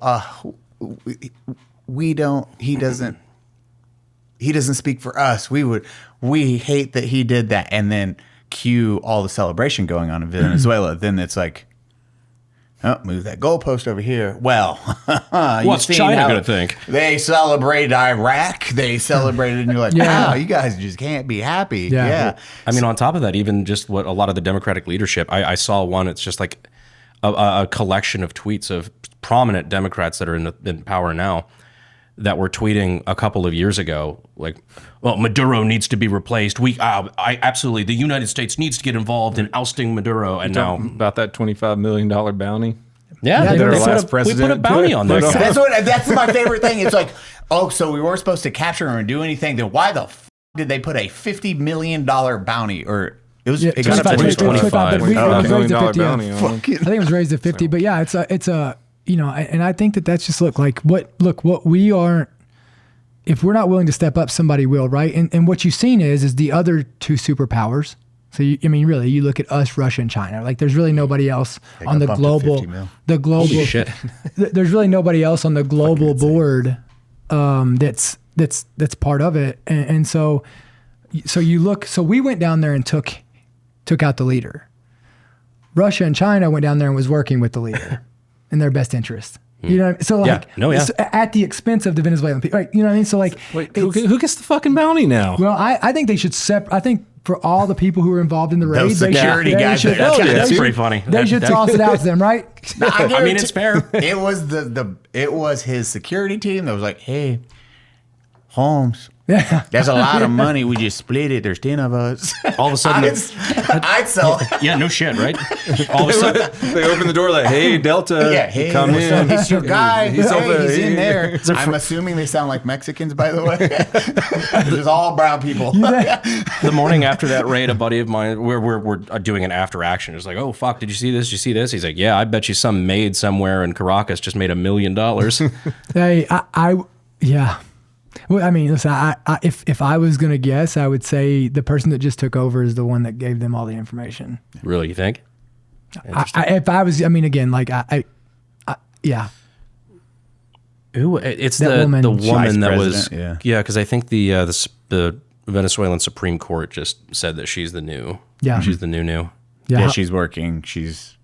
I think they already announced like, oh yeah, we're gonna make this transition as peaceful as possible. If they did split that bounty, though, you just walk into the Delta fucking break room and there's a new margarita mixer and all sorts of. Listen, they all start showing up to the team room, like like the NFL players when they start showing, when they show up to the locker room, like you start seeing Delta guys walking down. You know what I mean? Like you got the diamond bedazzled plate carriers in it. Living that dream life. oh gosh, how funny would that be? There will be signs. They've all got grills now for some reason. But I think it's super interesting. Showing up in Range Rovers. I know. Just Lambos. The most Jacked up Lambos. Yeah, grills. Lambos. Taking photos like that. America's gold or tip of the spear has gold teeth now. Yeah, but you know what? Like, I think it would drive a bunch of recruitment. Like, I bet you people in the military would start trying out. Would be going on the long walk a lot more often. You know what I mean? That's like, I guarantee it. Dang, we start getting some. Listen, I bet the threshold of our quality of. You called it the long walk. No one. There's very rare people call it the long walk. Yeah, that's what I've heard it's called. The long walk. That's Delta CAG tryout. They call it the long walk because I've heard it's long. Yeah, you're walking, and you're shooting azimuth, and you're walking with 50 to 100 pound. It's over multiple states. Yep. Yeah. No shit. Mm-hmm. Oh, dude, and this is every day. You're doing like, what is it, like up to 80 miles in a single day? It's like something stupid. I don't know. You're some of starting to them get in details that I'm out on. No wonder Weiber likes to walk. Yeah. They just walk. Oh wait, forever. I don't know if we could put that. Yeah, we do that. Yeah, Well, no, because it's on social. So Yeah, it's okay, that's fine. I didn't It know does if we- say he was JSOC, so Gotcha. Okay. yeah. I'm out. I didn't say anything. Yeah. It was all him. Yeah. AI put his him saying. Yeah. Yeah, so I just think that, like, look, I think it's the American people's choice. I think the American people should, but they got to be informed, right? Like, stop just repeating what you heard or what you think. Like, go look it up. Like, it's just, I don't know. It's just one of those deals. Like, I think this is America, right? Like, we are a place of the people. Like, the Constitution starts off with we the people. So if we don't want to be strong and we don't want to be, free, and we want to take the chance of allowing Russia and China to take us over, then okay. But we just need to say it. We just need the American people to stand up and say, like, hey, like, we don't give a shit about anybody else. We don't care about anybody else's rights. But I also think that, like, if we're not willing to go grab a guy like Maduro out, well, then we need to stop sending all this money over to all these foreign countries to help them out as well, right? Like, just sit back here. We'll put this money here, and that's what we'll do, right? Like, Fully agreed on that. So all of this money we see going to these, like this that they cut when they first went in there, then none of that goes anywhere, right? Like, there's no more of us helping any other countries financially if we're not willing to go get this evil out.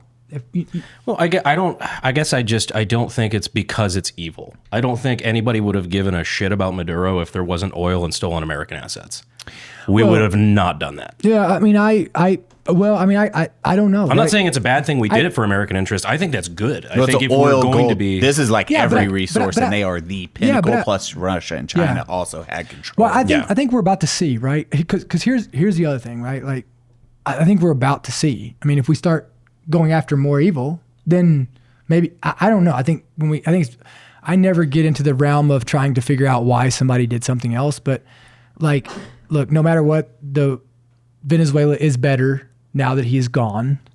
You can tell by the videos of them celebrating. Yeah. And so like, yeah, there is an interest there for us. I do think we should treat every country, even if there's not an interest for us, the same way, right? Like anybody. Because I'm like, we're not going to send dudes in to take out some genocidal warlord in Botswana or something like that. We should though. Yeah. Fun vacation. Be kind of cool. North Korea, North Korea has zero exports other than cybercrime. But that was crazy. The percentage of their stuff. 20% is cybercrime. That's where their GDP, 20% comes from cybercrime. But it's one country we just don't fucking touch. You're going to have to fucking, if you extract Kim Jong-un, you're going to have to use one of those scoop the net things that they used to carry the whales in SeaWorld. Yeah. You can't fit them on the fucking Black Hawk. Yeah. Yeah. I saw that he was a certified forklift driver this morning. Did you see that? What? Yeah. Wait, what? He had his people What? For real? Yeah, Kim Jong-un drives forklifts. Is he like the world's best? My favorite thing is he is the best. He's hit golfer. Have you seen that? How many hole-in-ones that guy got? Everyone. Man, he must be really good. Yeah. No one believes me. No one believe me. Yeah. He missed his calling. Yeah. Tiger will not shit on me, and no one believe it. That's why they're so mad at the world. They're really good at it. Everything. No one believes them. They're actually breaking every record. Yeah. Good at everything except finding food. Imagine if you could imagine if we flew over and just dropped off like millions of cell phones to their people and had them already linked to free Starlink. They would immediately kill them all. Well, we've seen what they do because they brought some of their dudes over into Russia where they now have access to the internet for the first time. Yeah, they just overdose on dude immediately. Yeah, no, they literally goon till they died. Yeah. Like, oh, yes, the troll coming up. Yeah. We have a case study for this. So I love that was the mindset though. Yeah. It's like, what's this internet? Oh my God, I have access to everything. It's the same thing Big every titties. little boy did. Yeah. Big boobies, naked girl. It's a really baseline searches. Yeah. We should try to figure out what they were searching for, right? Yeah. Bob's and vagine. Yeah. That's pretty funny. We actually hot girl, no cloth. We well-fed woman. Oh. They've never seen one before. Just not even. They just have never seen a well-fed woman. Ooh, that's naughty. She eating that beef. Dear Lord. I don't see bones. Oh my God. Oh, should have watched an episode. Yeah, well, that Also, it's something. Did you tell him we can cut anything? Yeah. Editor will cut anything. We won't. We hope. You just tell us. He finally starts talking over here, and you see where it goes right now. You know what I mean? Like he finally starts saying something. We can talk about serious shit. He ain't saying a word, but I'll tell you right now, like you get into North Koreans with phones, and like, dude, he's got plenty to say about that. You know what I mean? Oh, thanks, Michael. Yeah. He's been holding that in the whole conversation. He was waiting for it to go there. Dude, he was. Yeah. Oh man, we have one. I think her name's Mai, but she'll be joining the podcast. We're talking right now. In 3 months, she escaped from North Korea. Wow. Yeah. Coming on the podcast? Yep. Oh, that'll be a really cool. Other one. Okay. This one just recently escaped. Her and her sister escaped. I didn't know there were two. Yeah. Huh. There's 3 females that escaped. This one, it's sisters that escaped, and their story's wild. But they're like their reactions to just America right now. They're like, "What the fuck is all of this?" It's an experience because even a buffet. They have a video of them going to a buffet, and it's just mind blowing that food just sits out like that. Like, wait, you can eat? Yeah, you can eat this. Which is wild. We take that. We have fucking buffet, like all you eat buffets, and they're like, oh my God, this is insanity right now. I can't wait for that. That episode I'm super excited for. In that case, I'm very sorry about everything we just said. No. Okay, so I do want that part he just said cut out. The sorry part. Yeah, Good. the sorry part. Yeah. Fuck that. Good. Yeah, that's got to be cut out. Yeah. Yeah. Man, you talk about it's one thing there's a lot of accomplishments you can get, but dude, if you escape North Korea, that's pretty gnarly. I don't know if there's any that beat that. You escape North Korea. Yeah. Yeah. That's cool as I hell. think Brandon should give them his Medal of Honor. Dude, Brandon. Gladly. No idea. Well, hold on. He has more than you. He has 2 at this point, I think. How many Medal of Honors do you have, Brandon? It depends on which Spurg you ask. Well, nobody told me. I am so. Nobody told me. Or we would have had. You would have had 3. Come back and we'll do a well, video for that. After we'll do a photo shoot. Yeah. We'll do a ceremony. Can I come to one of your live events and we do a ceremony? Oh my God, Please 100%. Yes. God damn it. Yes. We're actually trying to get him. Oh my God, I need to talk to Randy and Mike about that. We're trying to get him honorary sergeant major of the Army. Because we talked about the Pentagon. They're like, yeah, this is a possible thing. We're like, yeah, I think we have. Yes. While it would be very funny, It'd be great. You. No. And then you know what I'm going to do? As soon as he gets it, I'm going to come out on a podcast and I am going to talk about how he's a liar and his story's not right. Yeah, I'm going to do a serious investigation on him. Like, this guy is posing as a Medal of Honor recipient, and he is a fake. Like, no. I'm going to run ads on it. Yep, done. Even if you made one reel on Instagram where it's this guy is faking. Yeah. Yeah, I'm going to do it. I am going to do it. I don't think that Larry guy ever was a cable guy. Brandon Herrera Medal of Honor. It is nothing but Brandon getting pinned by the medal. Oh my gosh. We have started an entire forced valor campaign. We didn't start shit. No, yeah. You started this royal we bullshit. Brandon had no say, and then it just kept getting bigger, and then they started sending in medals. With friends like these. Hey, I'm telling you, I want to do it at a live show. Oh, done and done. Yeah, and then I'm going to do a podcast right behind it, Stolen Valor. You won't believe what this guy You told won't me. believe what this guy did. So I think that was the name of one of the tours is Forced Valor, the Forced Valor tour. Yeah, Forced Valor. And what's great is if we get that honorary sergeant major for you, Brandon, we can probably have multiple Medal of Honor recipients at this point showing up. Done. I'll call him. I have I'm just saying, I have a connection to him. Wait, is there a Medal of Honor group chat? No, but there's a society. I mean, you can just Brandon's in an honorary Medal of Honor society. Hold on. I'm going to start adding This is getting too far. This is too far. Hold on. I'm going to look. We get it right here. I'm going to show you right now. I love all footage. It's always Brandon just hating every moment of this as we're him with honor. It's non-consensual valor. When it comes from Congressional Medal of Honor Society, urgent invite. So I'm going to start adding him to the list. I'm going to do reply all and adding Brandon into it. Done. I'm adding him. I'm adding him into it. Non-consensual valor is the name of this episode. I love it. This is Bro, what if in 100 years the joke falls to the wayside in history and they start teaching about the most honorable veteran ever? So here's the thing. I'm going to have to leave. So because of all of the medals and everything that the fans have sent in, everything, because this has been a long running joke. He's stacked right now.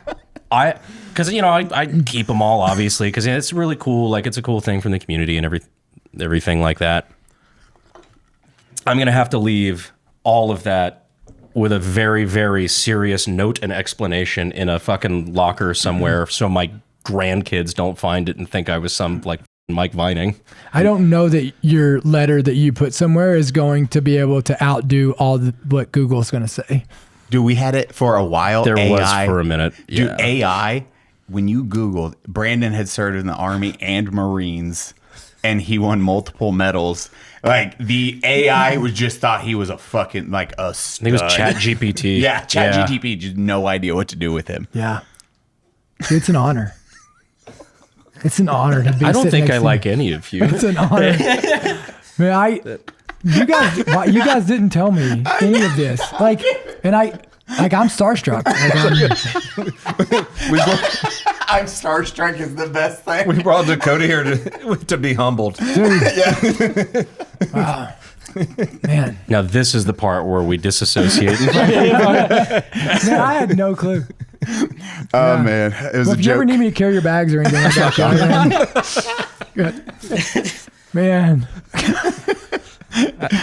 He's worse than Clint. I know. Dude, that one, he just showed up on one episode. He says if he could go back in time, it would just not to show up on the veteran episode. Eli texted me because it was a Veterans Day thing, right? Yep, I think it was that Veterans Day episode. It was episode. with Jack Mandeville and Crispy. Oh, yeah. And he's like, yeah, do you want to go be on it? I'm like, yeah, sure, whatever, like whatever you need. And Eli tries to pin me with his purple heart. I'm like, nope, don't put that evil on me, Ricky Bobby. And then that just started the entire joke Dude, with the audience. this is great. I'm truly honored. Have we shown his shadow box off to the audience yet? I don't think Listen, so. I seen in there, like, I walked in, I was like, damn, there's a Medal of Honor in here. I was like, holy I think shit. it's 3D printed. Somebody printed one at the live show. I turned around and walked out. I was like, dude, I don't rate to be in this place. Shit. Yeah. I think what I want to write is I'm gonna do a children's book. But I'm gonna talk about, like, he's gonna be the main character. If it's a different name you use. Yeah. By the time this Brandon. episode goes up. He got the stack.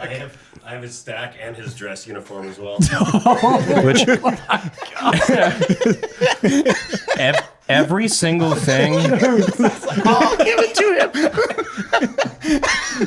him. Dude, Every single thing on and including the uniform was all just given by fans at live shows and such. I just want to know, how did you earn this one? I think that's World War I, if I'm not mistaken. You were there? Yeah, apparently. Nice. You even got the ribbon. You got the Medal of Honor and the ribbon. Oh, you do? Holy shit, yeah. Yeah, that's the real ribbon. Yeah. Is it really? Yeah. Yeah. Yeah, that's the real Medal of Honor ribbon. Just so you know. There's a couple of these. The only thing that I try to tell people is, like, please, like, I get the joke, funny, haha, all that. Please don't send in your family's medals. Like, if this is like your grandfather's this and is shit. a real Purple Heart. Oh, yeah. It's a real one. Yeah. Oh, dude, that one came with a letter and one of the best moments. Because that's when the joke was about to be dead. Like, it was going down, and then they sent Rich Angry Cops a letter and the guy was like, hey, I want to give Brandon my Purple Heart. And then we presented it to Brandon on the episode, and Chase did a beautiful edit with the Star Spangled Banner playing, Eagles.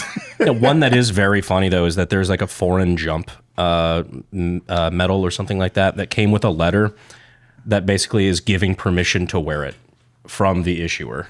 Oh. Which is pretty funny. Dude, he has, like, the most insane. God, just look at that. That's a hero. God. Shit. We're sorry. We're sorry. We're sorry about that. Tell him sorry. Sorry. Yeah, You want me to do push-ups, Big Song? Yeah. Oh, I'll get down right now, Big Song. It's like, I hate all of this so much. Thank you. That's Dude, not imagine how much it sucks to have a real one. Yeah. well, I think it's a little different when you've earned it. Yeah. Well, I don't know. I mean, they just award it to you. You know what I mean? It doesn't. You don't get a say in it. You know. You just show up and You just. Now you're in all these group chats and get all these fucking emails. Well, you're about to be too.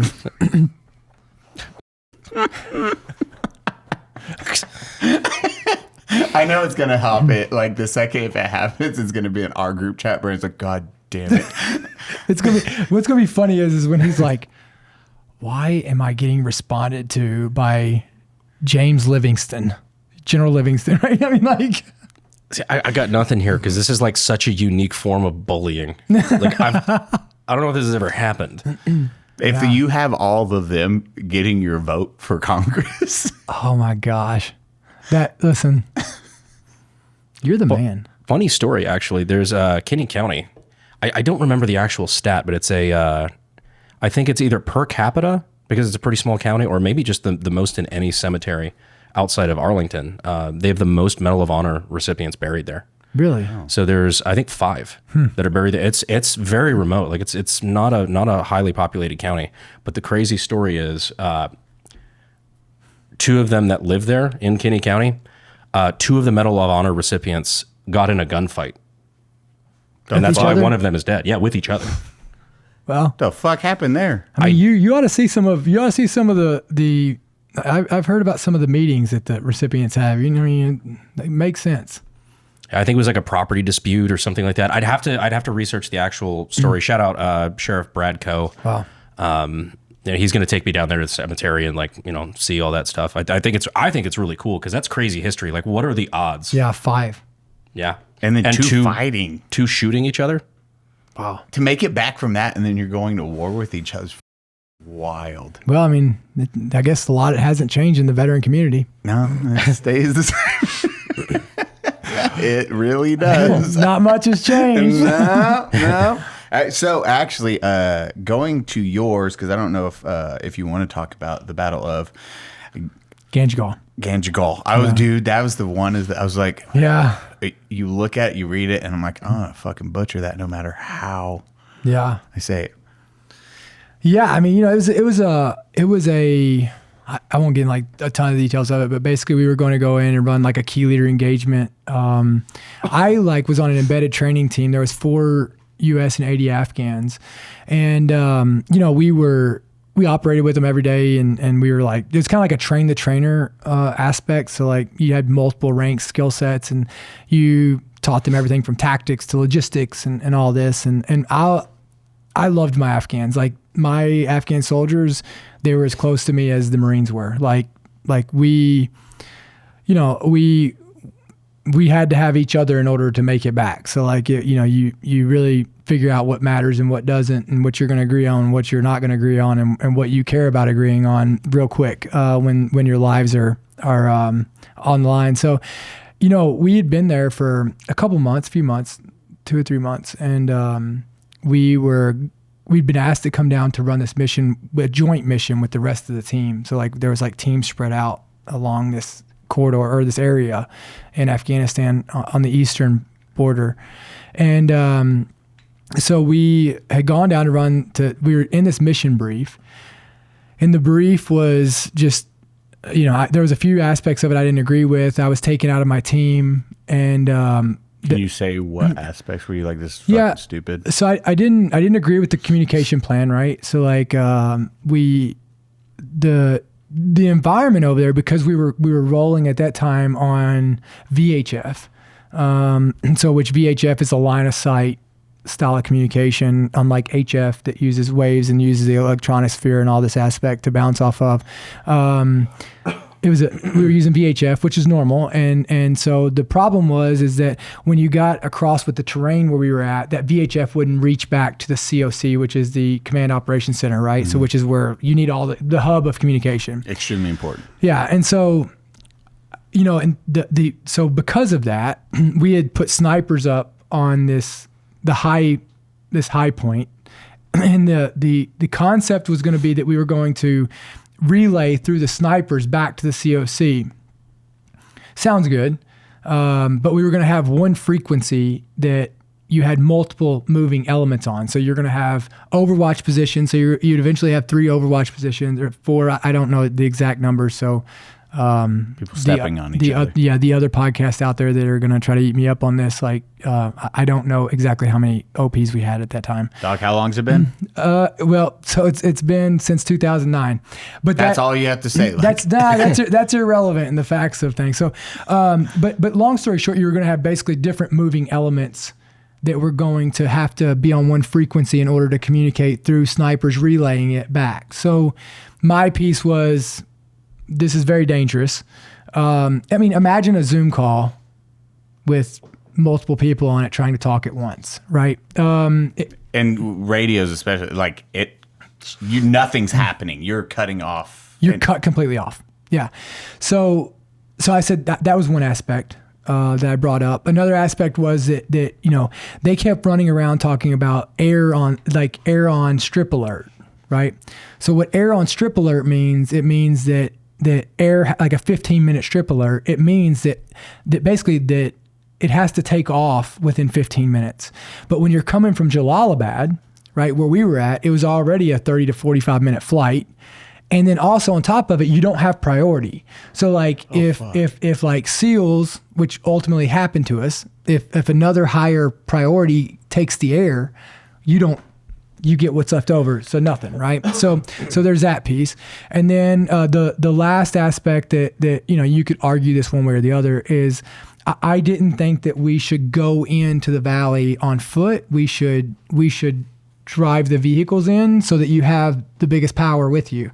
And I was argued back on that, was that they wanted to go in clandestine. And I said, it's a 90-man patrol. You're not going anywhere clandestine. But that I was the youngest, lowest rank in the room. And so these points were, I was basically told, to shut up and color, right? And so with that, they took me out of my team and they replaced me. So they set me in the vehicle. So like, it was like a punishment to me because like I was always pissed off if I wasn't in the fight. So they took me out of my team and they replaced me with a guy named Gunnery Sergeant Johnson to go in. And so like one of the confusions is like, was I replaced because, like who knows? I don't know why I was, but long story short, my position was going to be at the trucks and then my team was going in. This is the first time in any mission I hadn't been with my team. First time since I had been put with them. And really quick, so what he's saying with the planes, like that is helicopters. Helicopter. It's still like if they get in a tick, it is 35 minutes at a minimum, right? So you're still talking 30, 45 minutes, and like that's a long time in a gunfight. And so, and so my location was the vehicle. So what we did is we drove in that morning, and I'll never forget. So everybody like thinks that what I did that day, I just came up with the plan that day. Like me and my team had agreed the night before that this is what I would do, right? Like I told them, if you all get in a gunfight and you're stuck, I'm coming to get you. Just get to the road. The agreement is that they just had to get to the road and I was coming to get them. And that's very important in the story that comes up next. And so, I'll never forget that morning driving in. It's kind of ironic to think about, but I was in the turret. Gunny Kinnifick was driving. Lieutenant Johnson was in the passenger seat, and in the back was Doc Layton, and then there was a guy in the back, my interpreter Fazel. And so we were driving in, and usually when we were going on any of these missions, we were always talking about like on-call targets. Like we were kind of like rehearsing, like warming up of like, hey, like we take, hey, what's this on-call target? Like, hey, what's this checkpoint? All this, like, we were always talking about the mission, right? Kind of like, I don't know, it's like getting your mind dialed into it. And so that morning though, as soon as we pulled out, like we never talked about the mission once. Like all we talked about was home. It was crazy. Like looking back on it, like obviously it didn't register at the moment, but like all we talked about was home. We had this stupid idea that like, and I should have known that something was up because we were talking about me going to be the one to go to college and they were going to go work at the college in like, as in the military and like I don't know, we were going to have, then we were talking about like who's going to whose house first, beer and all this stuff. Yep. And that positivity high, you're like, oh. you know, like that's the thing is like everything's contagious. Mm-hmm. So like fear's contagious, you know, and I think like that's why veterans, first responders, all of us, we have this dark sense of humor because, you know, it's one of the ways that we cope with the stress and the fear of, hey, we might die, you know? And so like, you know, anytime like shit gets bad, none of us want to be like, hey, I'm scared. And then the rest of the team be scared, right? I mean, like that's what would happen. And so like, you never want to give into that. So you always try to cope with it by, you know, jokes, some other joke, right? And so to get off of like how bad this sucks. And that's what that was, that whole drive in. And so we drove in that morning and we parked. And I remember like the first issue that I had with the patrol was we parked. And so like the Army was going to be out here on this main road and they were going to be our QRF. It was dog platoon. And so we parked, and I'll never forget, like everybody's like getting ready to get out of the trucks. And I'm like, hey, like, how about you park these trucks off the road? Like, what am I supposed to do if we need dog platoon to come in? Run in every vehicle and pull it off myself? There's only 3 of us who are staying at this. Oh, fuck, yeah. Yeah, so like, we need to get all these vehicles off the road. So my lieutenant brought it up, and you know, they did. And so I'm sitting in the turret, and I'm watching with thermals. And so Kennefic, he gets out, and he knew I was pissed. I was so mad. And I really, honestly, I was mad in the beginning because I was like, they're going to get in a gunfight and I'm not. And like, that's really ultimately the selfish reason that I was pissed. And because up to this point, like I liked fighting. Like up to this point, like I was always looking for a fight, like up until this day. And they walked, I'll never forget, he closed the door, and it was the darkest I ever remember it being in Afghanistan. And he said, Meyer, I'll see you on the flip side. And walked off they walked off, you know, it was probably, I don't know, it was a pretty good distance, over a mile, maybe. I guess I don't really know. Yeah, a few clicks to get in there. And so they were walking this road, and my team was in the front of the patrol. And so I was watching with thermals, and like I could see people running up the hills. And so like I brought it up on the radio, and they were like, get off the radio. And I remember just watching, and then, you know, all of a sudden, like where it gets kind of blurry for me is like, there was at a point, like you just see like all these women and all these elders and all these like people coming down the road, like herding their sheep out or their goats or whatever. And I'll never forget, I went up and tried to shake this one guy's hand, this elder's hand. I was trying to talk to all of them. You know, you can usually get a sense of the population by, you know, how they're treating you. And this guy, like this old guy, just standing there with his beads, you know, like those beads they carry. Prayer beads, yep. Prayer beads. And he's just like he wouldn't even shake my hand. I put my hand out, he wouldn't even shake my hand. He's just looking at me. And so I'm like, we're fucked. They are about to, like, we're set up. And, you know, my team got, or the patrol got to the village, and it just like turned into a gunfight. I mean, it was just, and it was like any normal gunfight in the beginning, right? Like, you know, usually they throw the kitchen sink at you first, and then they run out of shit and they're gone. And it was not like that on this one. Like, this was different. And, you know, the team immediately, like, you know, there's a lot of chaos in the beginning, and they immediately started trying to call for support. And I could sense with my team, I could hear in their voice the level of stress they were at, right? But it was like, you know, we're fine. Like, they're gonna, air's gonna come in, QRF's gonna show up. Like, you know, this is standard. And I don't know the exact timeline on it, so I want to say that up front. And all of a sudden I hear Lieutenant Johnson come over the radio, and he starts to call in a support artillery mission. And so, I mean, it was perfect. Like, he called in this support artillery mission, gave he gave the grid. It was a grid mission, the best I can recall. And, but he gave the format perfect. And the response he got back was, it's too close to the village. And he said, the village is shooting at me. And they said, it's too close to the village. And he said, I'll quote. He said, "If you don't give me these rounds right now, we're going to die." And the response he got back, I quote, was, "Well, try your best." And so at that moment, like we had already requested, or somebody had requested air multiple times, and it was already a certain, like it was like 15 minutes.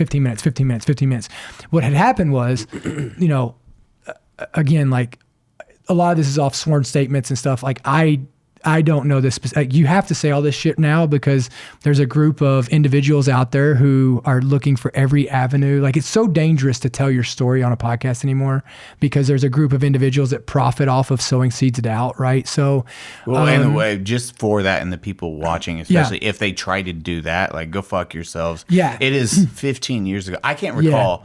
Like, even my memory is so vague on each little thing, and you're going to a high stress situation. Guess what happens? You're not remembering the fine details. Well, for sure, right? And like, but just, that's why I'm. We got your back. That's dog. why. But that's why I'm like, throwing all this in there because like they're very, they have a very niche at what they do, right? And so, what had happened was the SEALs had gotten a tick up I think the Cornwall Valley, and so all air was over there on that because they were after an HVT, right? So there was some requests for it. They tried to come, they got canceled, like all this with air. But long story short, we go back to, I heard them say, "Well, we'll try your best." And so it was at that moment that I knew we were right. And so I got over the radio and requested multiple times. I don't know how many, but more than once. And so I requested to bring the vehicle in. And each time I was told, "No, get off the radio." So eventually I got tired of that. And so I said, so like people say I went against orders. I like to say that I think there's technicalities to it. I just said, "Be advised I'm coming in." So technically I didn't ask. Right. So, good. Right. I mean, technically I didn't, what I mean? Like, Yeah, fair enough. So, Rodriguez Chavez, incredible guy. I would be dead if it wasn't for him.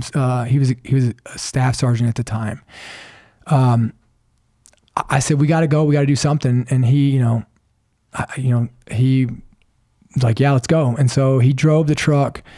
We're driving. I'm in the turret, and I think on my first trip in, I'm not 100% sure, but I think I started to go in with a Mark 19. And like, dude, as soon as we started to roll in, like we didn't even get to the mouth of the valley and we started taking shots. Like they're already tinging at us. Like, and so we turned around to have to go get another vehicle. And then on the first trip we actually made entry in was with I had a 50 cal. And so, on the trip in, I begged these Afghans to go with us, and some of them did, some of them didn't.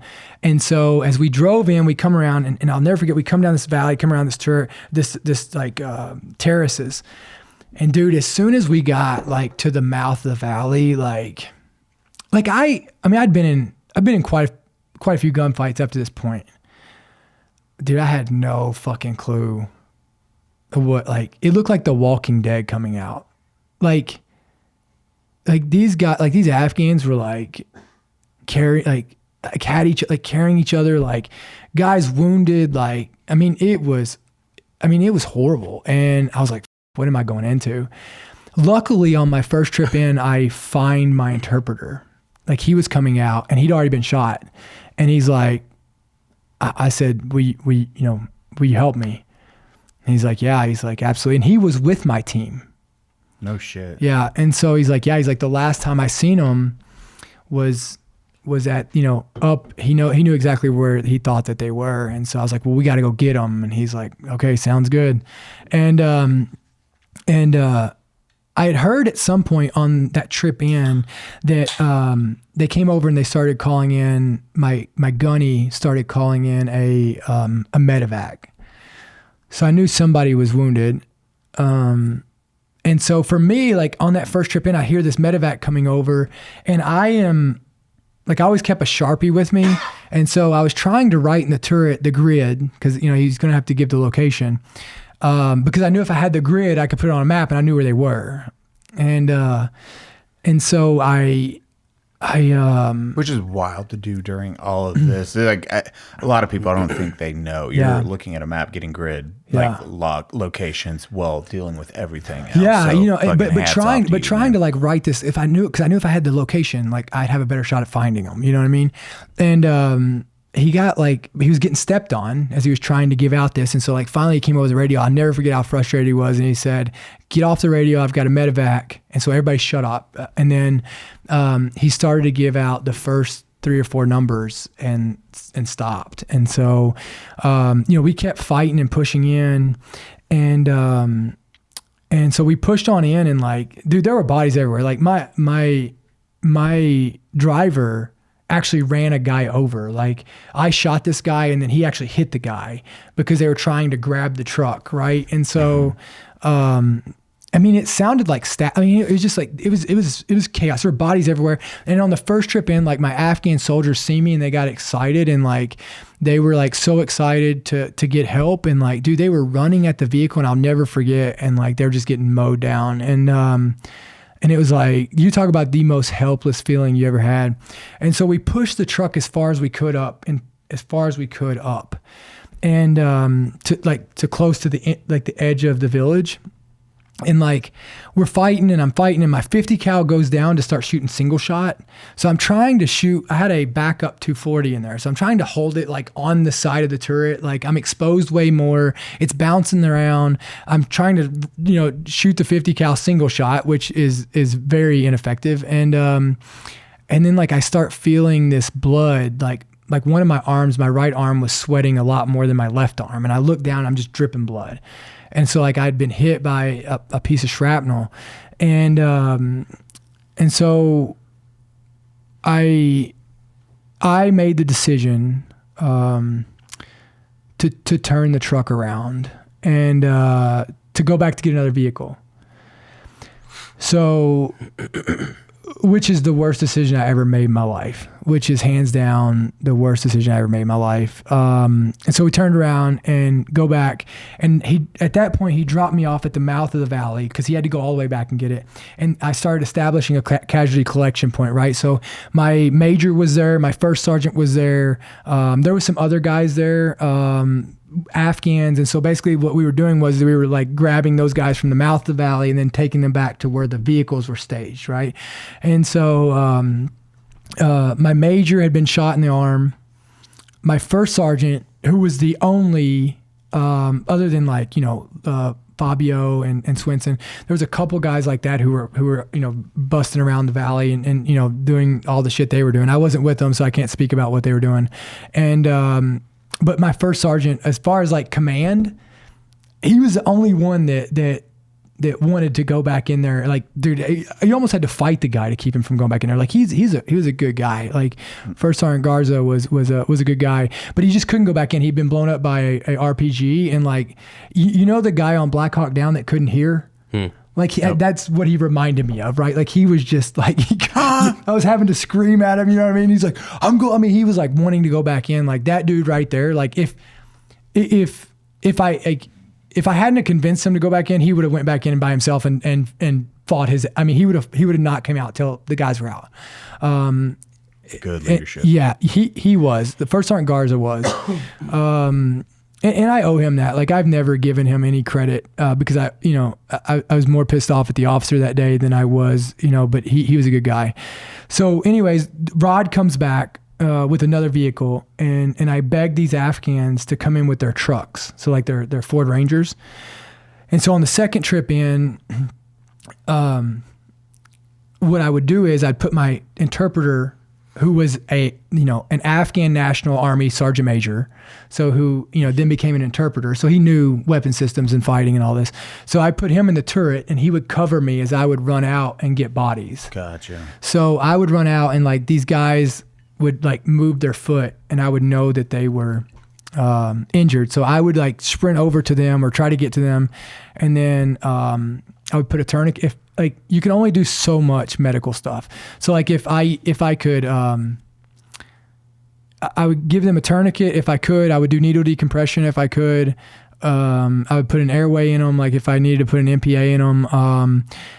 But like if I couldn't do that, then, I would hold them until they died. And then, to just try to let them know that somebody cared about them, as they died. And so then I would drag them back and I would put, in the back of the truck, I would put the dead ones on the bottom, and then I would put the ones that are injured and had a chance to live on top of the dead ones. And then we would just fill the back of the truck up and send it out. And so we did this for, 6 to 8 hours. Jesus. And 4 to 6, who knows? It seemed like forever. And so then the helicopters finally showed up, and they would fly over and they would say spot. And so when I heard them say spot, then I would run over and I would know there was a body under it, and I would do whatever I could. And though you're just trying to search for, your teammates. And, on the last trip in, we still had to go back and get another vehicle. And then on the last trip in, we finally located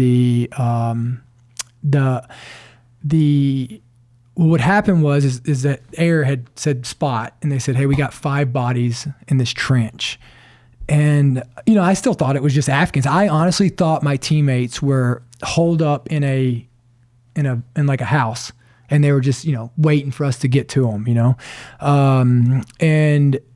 and he said 5 bodies in a trench. And so PJs at that time had showed up, right? At one point in time, we had 4 Kiowas on station, we had 2 Apaches, and we had 2 fast movers and a team of PJs. All overhead. All in the, all working for us. You know what I mean? It was the only time I ever got I didn't, but we ever got a fast mover to do a gun run, right? It's not usually very often in the mountains that they want to do that. And, so these PJs were there, and the PJs were going to come in and grab those bodies. And so we were on the road, and they came in, they were going to land, and they're like, it's too dangerous. We're getting shot at. So I told Swenson was at the time talking to him and said, hey, drop a can of smoke above wherever they're at. And so they did. And as soon as they dropped that smoke, I took off sprinting. I just sprinted as hard as I could. And it was probably, 50, 75 meters.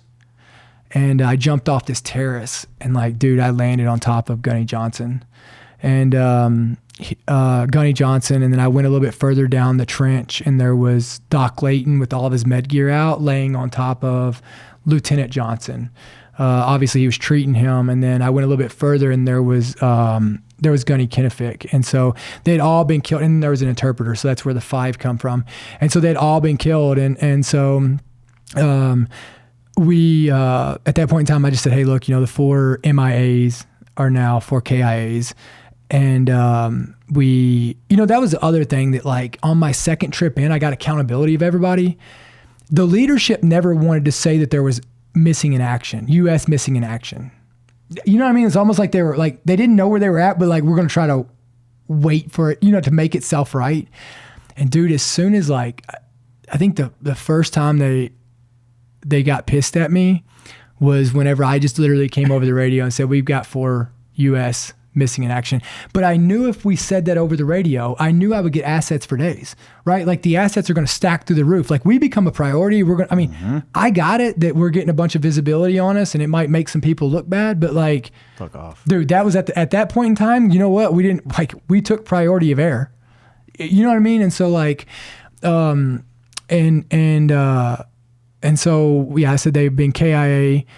And I'll never forget, I went down to pick up Gunny Johnson, and it was all the adrenaline was gone, And I picked him up, and I started to carry him, and I fell flat on my face. And the Afghans came over, and they started to grab one of my guys, and I said, oh, don't worry about it. You guys just go on. I'll get this. Don't worry about it. And they were like, no, you helped us carry our bodies, our guys out. We're going to help you carry your guys out. And they did, they stayed with me the whole time. We got them back. We, took them back to the base, and that was kind of it, That's fucking, man. Yeah. And that was all under fire too.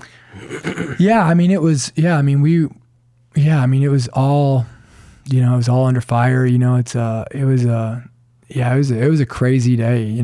We went back, I put the guys in the, we put them in the freezers, sent them back. The PJs were so nice that they took them back for us. And then, I went back and ate lunch and or dinner or whatever it was, and then got my truck back together, and then went and got into another gunfight 4 days later. That turnaround is the most wild thing. It's like, it's the speed of combat and the speed you have to be back on mission.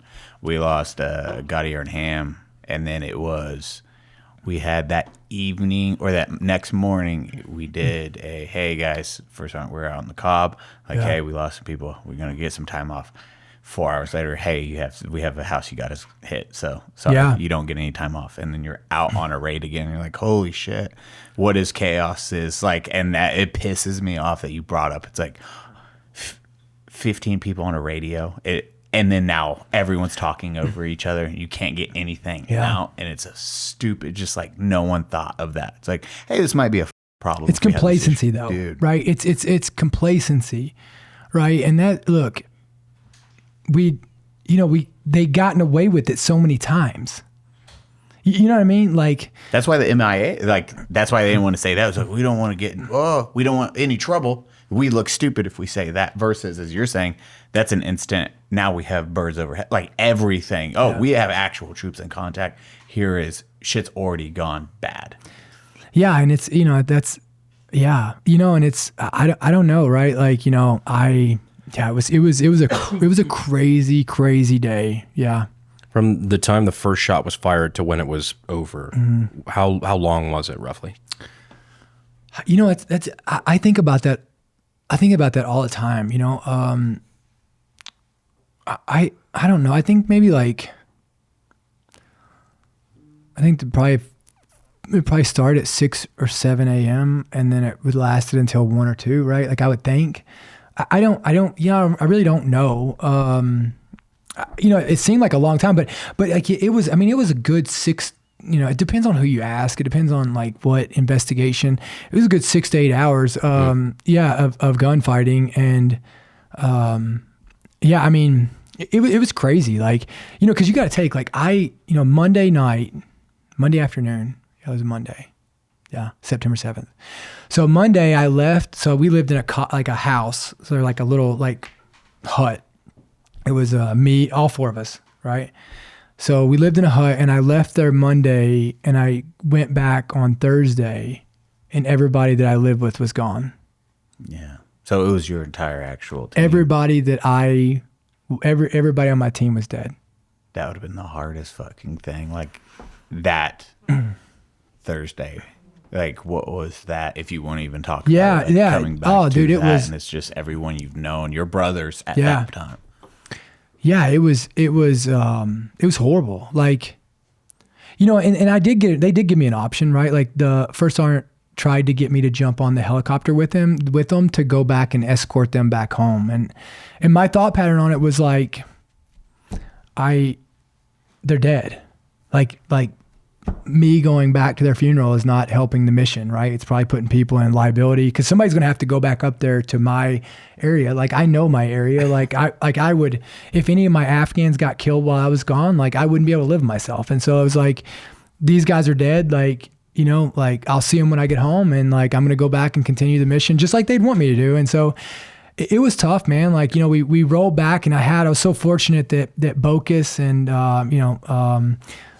Richards, they were willing to come from other teams and come back with me, because I was just hell bent, right? I was just like, they were trying to do like a 2-week stand down on our base of like, hey, everybody's going to stay there, and we're all going to, just kind of decompress from this. And I was like, no, right? Like, for me, like my Afghans had to go back to the base. And so I was like, if my Afghans are going, I'm going. Like, we're in this together. Like, I don't talk about the story a lot, but like, after I put the guys, and I say I put the guys in body bags because I fucking did it, right? Like, it wasn't like I'm talking about me. I'm just saying that, like, no, other than Bocus, nobody else helped me do that, right? And which was one of the most disappointing parts of that day. And so anyways, like, after we got done with that, then I went over to the Afghan side, and I helped them clean up their guys.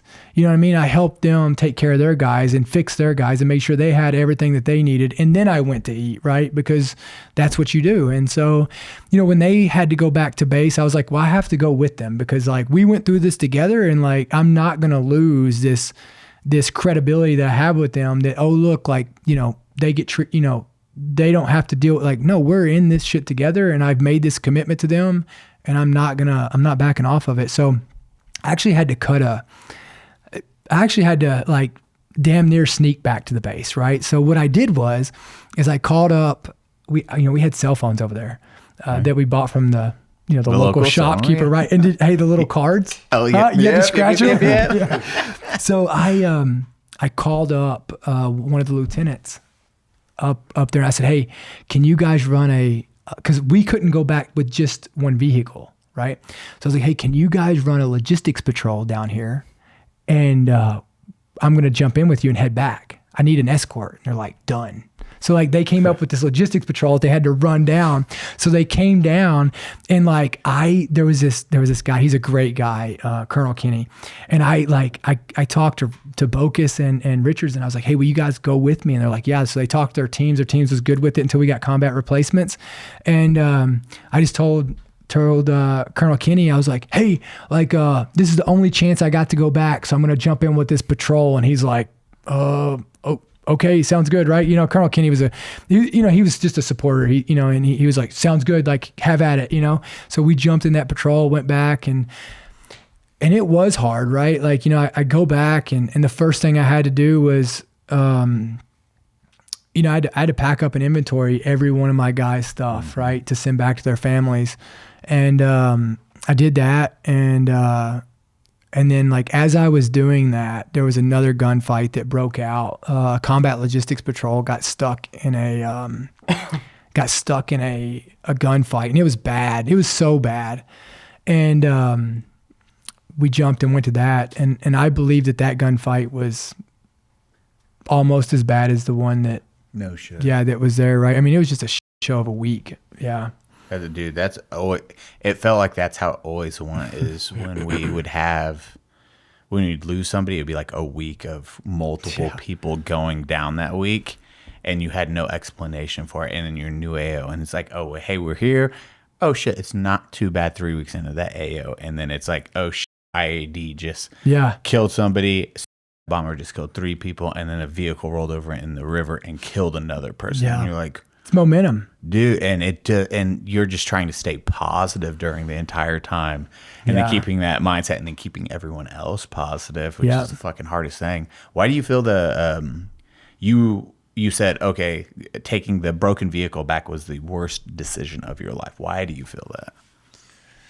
Because like in my head, that I think was, you're looking at it as negative, like it was the worst decision, but at the end, you don't know if you were there for 5 more minutes, like a round hits you and now you're not doing what you did.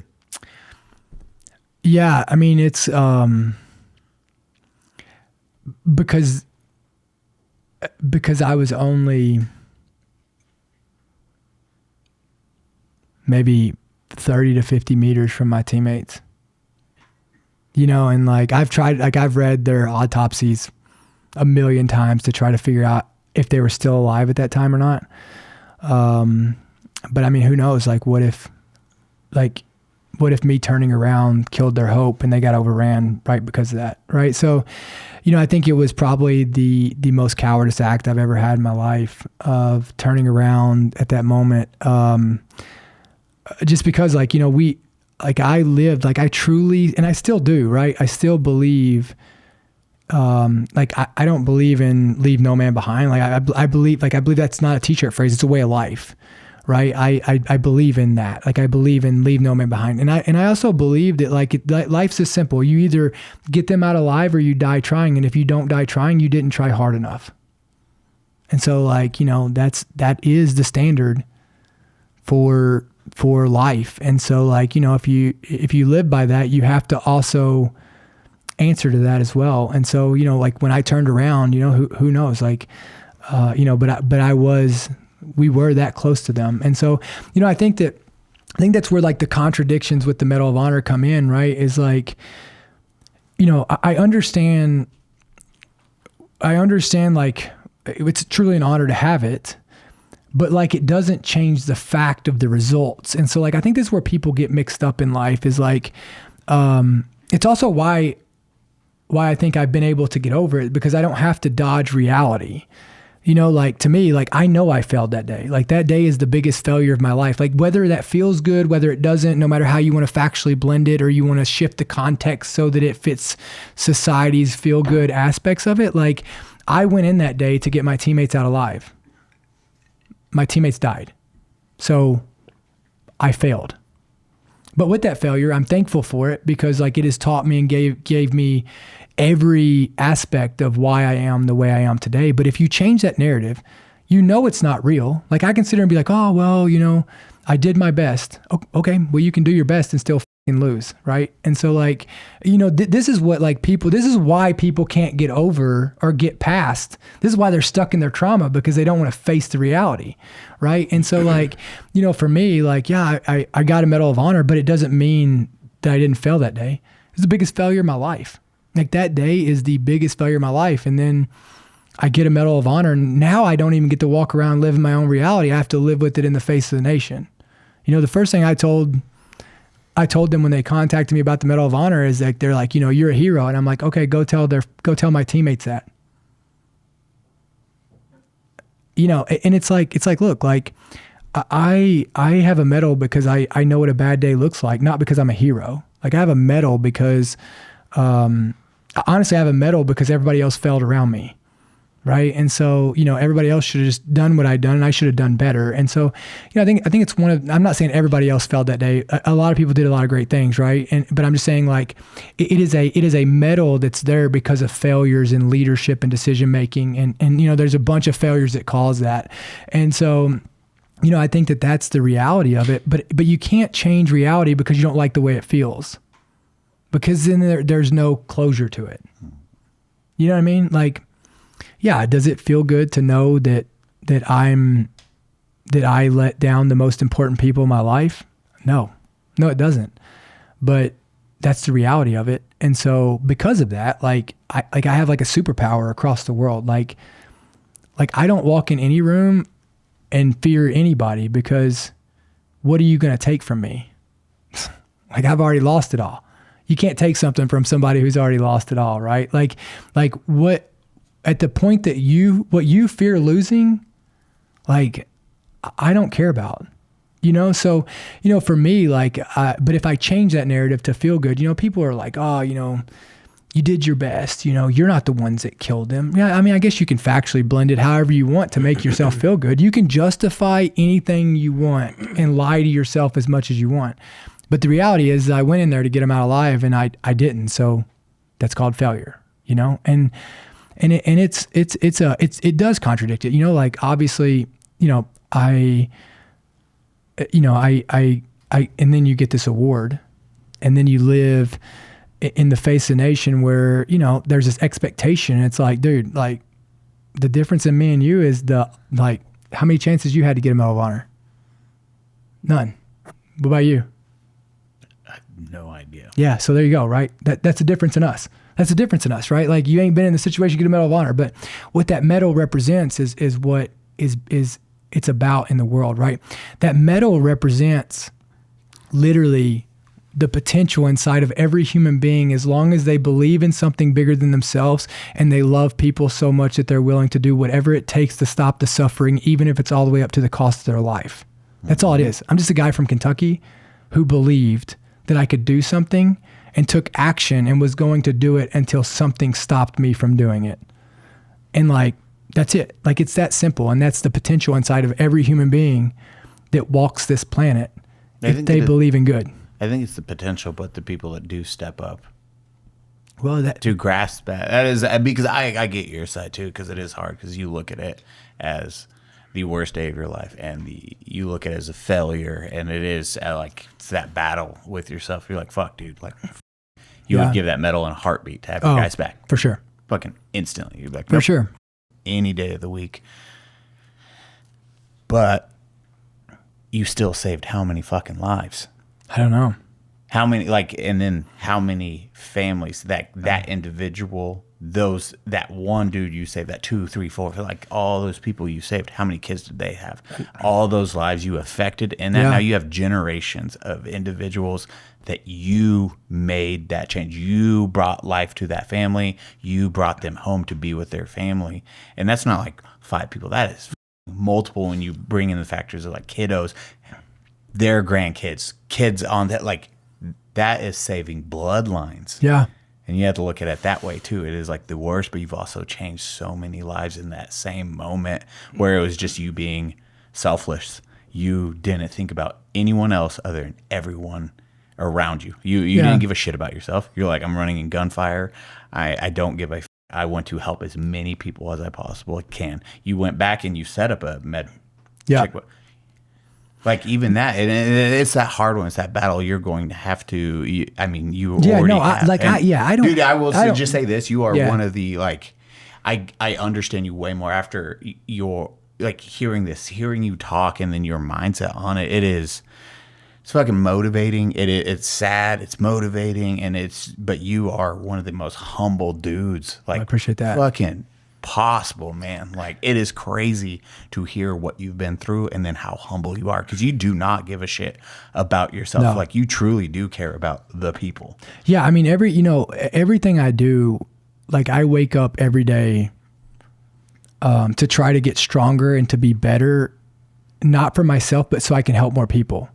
Like that's like literally that's the only context that I have. It's only like, it's the only way I know. Like I can't like, I and I've tried to fight it. I've tried to go against it. I've tried to like, I'm tired of doing this, but it's like, it's the only thing I know. Like there is nothing that like, there's no other purpose I have on the face of this planet than to stand up for people who can't stand up for themselves. Like I don't have to believe in them. I don't have to agree with them. I don't have like, it's not conditional either. Like it's not conditional either. It's I just love people, and I just, like if I can just give them hope, like I know the power of hope, right? And so like, that's what matters to me. And it doesn't matter whether it's walking down the street, or whether it's in a gunfight, or whether it's on a fire truck, right? Like any of those aspects. And it's just, I don't know, like maybe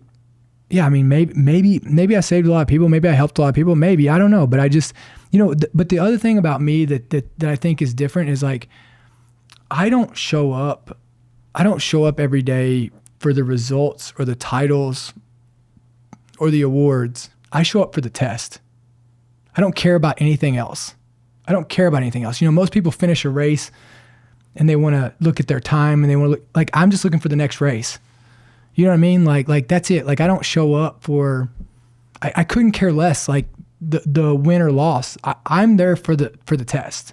You know what I mean? Like the win and loss is nothing more than a data point of a reflection. And so Bettering myself each and every time I do this. Yeah, bettering myself. And when I get better, I know I can use that betterment to help other people. Like the more I grow, the better I get, the more I learn about myself, like the more I can turn around and lead other people through that. And I have you unlock more to helping other people, And so like, I will say this, for the metal piece of it, I'd say probably the last couple years, I finally got to a point to where like, and this is going to sound bad, but like, I think you just have to live in this reality of it, is like, while I would absolutely switch my guys' spots, like in a heartbeat, I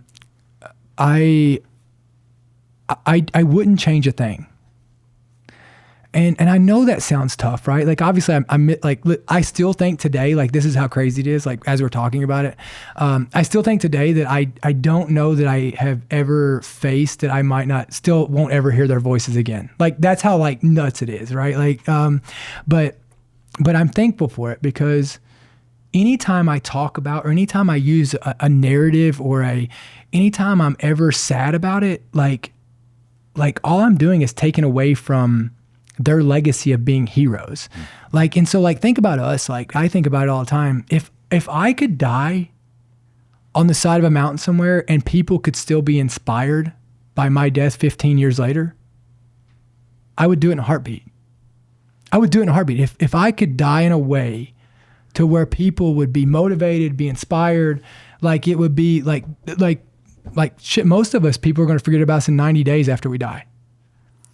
These guys' names are going to live on forever, right? And so like, it's important to go out and to not only tell their stories, but to live a life that's worthy of their stories, right? Like there's so many veterans out there that are running around, I've seen the cost of freedom. Well, you should start acting like and start living like you've seen the cost of freedom, because you can't walk around and point at everybody else and tell them that they're not like, and you know, that they're not living to their fullest when you're not doing the same. And so like, I've seen the cost of like, dude, I mean, these people, they gave their tomorrows for our todays. And every day that I don't go out and make the most of it is a day that I'm doing nothing but spitting on their graves.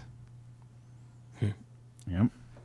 You know, it's Beautifully said, dude. You know, and it's just the reality of it, right? It's just, it is what it is. And I think that it's so dumb for us to wish things were different, or to, you know what I mean? Like, it's so irrelevant. It's so, there's nothing to it. Like, you know, too many people are walking around and they're like, you know, what do you wish was different? Nothing. Because if one thing was different, everything's different.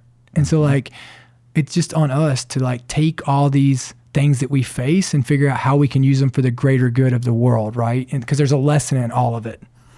Yep. Fucking thank you for that, brother. Yeah, seriously, thank you for coming on here and just telling your story, man.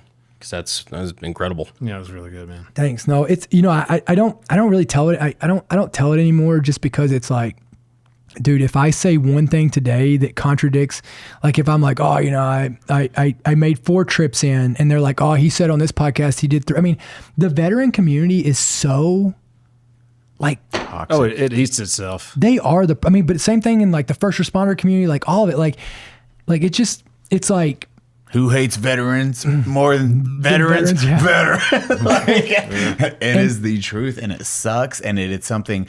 But I will say, you have an entire army now that will fucking go to war in the comment sections for you now, because they're going to be like, any negative, and that's why we love the community we built. They are savages. Yeah, and yeah. It's like, That's good. fuck. We've watched it time and time again. It's Yeah. like, oh, they try to talk, and it's like, no, Yeah. Good luck. good, literally good luck. You have people that's like, you don't Yeah. fuck with that community. That is one where it's like off limits now. Yeah. Because it's like, this motivates people, this changes people's lives. That was the purpose of Unsub. It was, how do we make an impact the best way we can, and then share these amazing stories so they live on. Because in 20 years, 50 years, 100 years, these podcasts, it is World War II veterans, Medal of Honor recipient veterans telling their stories in a relaxed environment.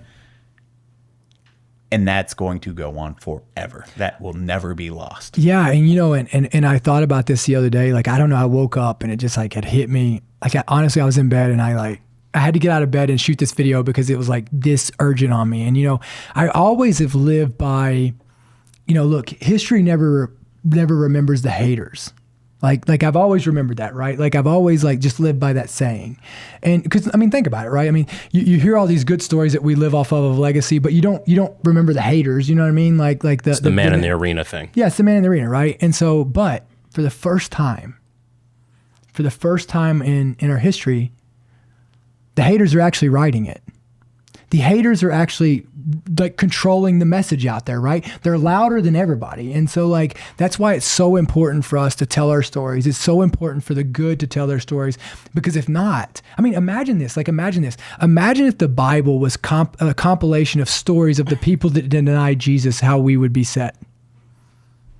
Think about that, right? Think about that. Think about if the 70 people had listened to all the naysayers when they were going to, you know, when they were going to fight against the British. We wouldn't be where we are, right? And so it's like, but right now, in a time where the internet and where all these platforms give access to everybody, we have to out-message the haters, because if not, like, what are my kids, what are our kids going to look up to and to remember the world as, right? Like, Well, it's the best and worst, or the best part about the internet is that everybody gets a voice. The worst part about the internet is everybody gets a voice. But I think a lot of those, we call it like drama content creators, they have such a shelf life. Because once that dries up, and it will, and it's maximum 2 to 3 years. I think what's the average content creator's lifespan? Like 4 years, something like that. 4 years. And then gone. And then if yours is based off So of we're all on borrowed time. No. Well, I think we've all passed 4 years. yeah, I'd say. Yeah, we're good so far. But it is when that's all you go after, you do not have a loyal audience base. They will turn on you in a fucking second. We've got to watch this time and time again now. And it's happening really quickly on the internet where, yeah, it might have been cool. And now they're just cannibalizing each other. Yeah. Because then they turn on each other and you just get to watch. Because I could tell my story in a way that like pisses everybody off. You know what I mean? Like how you can tell your story in whatever way you want to, and but it's like, what are you intending to do? Like every story, everything you say, everything you do should be with the intentions of making the world a better place. You did not focus on a negative individual during that. All you were saying, you still painted everyone a part of that. It's like, here's what they did.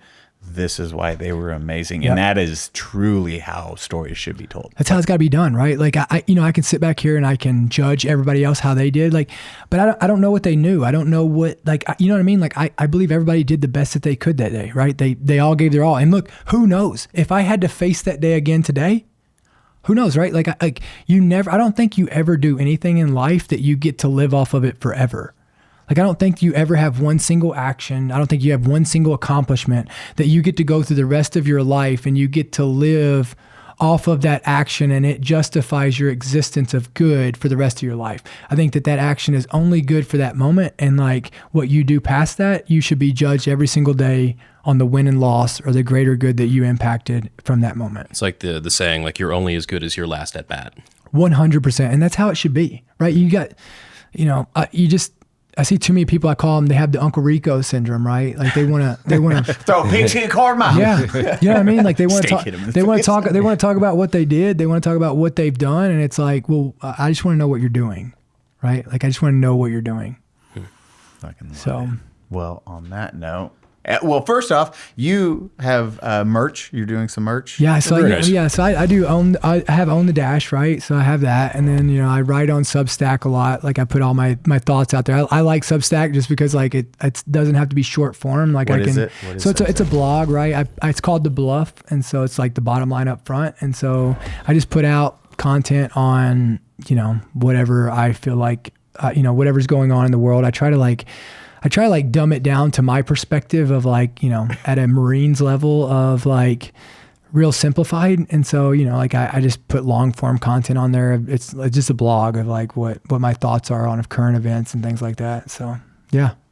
And then what's the merch? Yeah, so it's just like I have t-shirts and stuff. Own the Dash. I came up with this this concept of the dash is like when we all die, it's going to be our last name, and you're going to have the day you were born, the day you die. But really, what matters is that dash in between, right? That's cool. Like you can't control the day you're born, and you can't control the day you die. But what you can control every day is that dash that's in between. And so using that to, to impact the greater good, right? Really, that's what it comes down to is like, nobody's going to remember how, Linda Ellis wrote this poem and she talks about in it of how she stood at the funeral of a friend and, first came the date on the tombstone from the beginning to the end. And then she goes into like, nobody's going to remember how much money you make. Nobody's going to remember how many followers you got. Nobody's going to remember any of those aspects. Really what matters is what people say at your funeral. And, they're not going to talk about how much you make. They're going to stand there and we have a running joke. Yeah. What is it? I want to hear it. So it really does not fit into your bit at all. Yours is very motivational. Yeah. We have a running joke that whichever one of us dies first, the other has to go and say every single slur at it as a eulogy at the other. But you can't just scream it. It has to be like it has to be woven into a narrative. I just like the big 72 font text. I just did the real life joke, Harry. As soon as you said the only thing that matters is what someone says at your funeral, I'm like,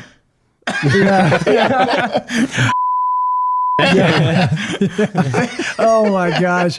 Yeah. Well, that's sorry. You know what I think we should do like for a show is we should do a mock funeral so we can hear them practice it. Oh, I love that. I think it'd be great for all of our careers. Yeah. Hold on. Before we go, have you all seen that there's like that guy that goes around to funerals? Like you can pay him, and I don't know what he's called, but like basically he comes to your funeral, you can pay him, and he like calls out the people that that like you hate, like, so like he's like, That's awesome. It got started. So it got started. Some guy paid him. The guy knew he was going to die, and this guy knew that this guy was banging his wife. And so he goes to the funeral, and like he comes up there and starts speaking, and he's like whatever his name is, he's like, Joe, you know, I know you've been banging my wife for this many years, like in front of everybody. So it's like you can pay this guy and hire him to go to your funeral and do this stuff. Grieving widow to awkward widow, real quick.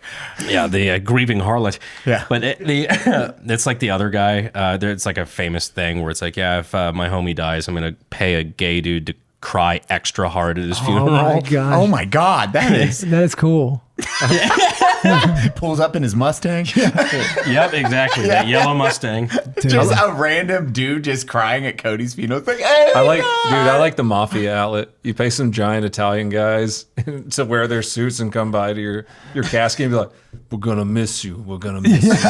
And like, don't say anything to the family and leave. It's like, what the fuck did he do? just confuse everyone. Yeah. Like 20 big Italian guys. We're gonna miss suits. the big CG. Yeah, we're gonna miss that guy. We're gonna miss him. Condolences. Yeah. You'd go to your mother, like, if you need anything, you need somebody to disappear. Dude, I wanted to like record myself saying thank you for coming, and like have my arm sticking out, and like you slap my arm as you go back, because nobody ever thanks you for coming to their funeral, or like have like me standing up in like a photo booth.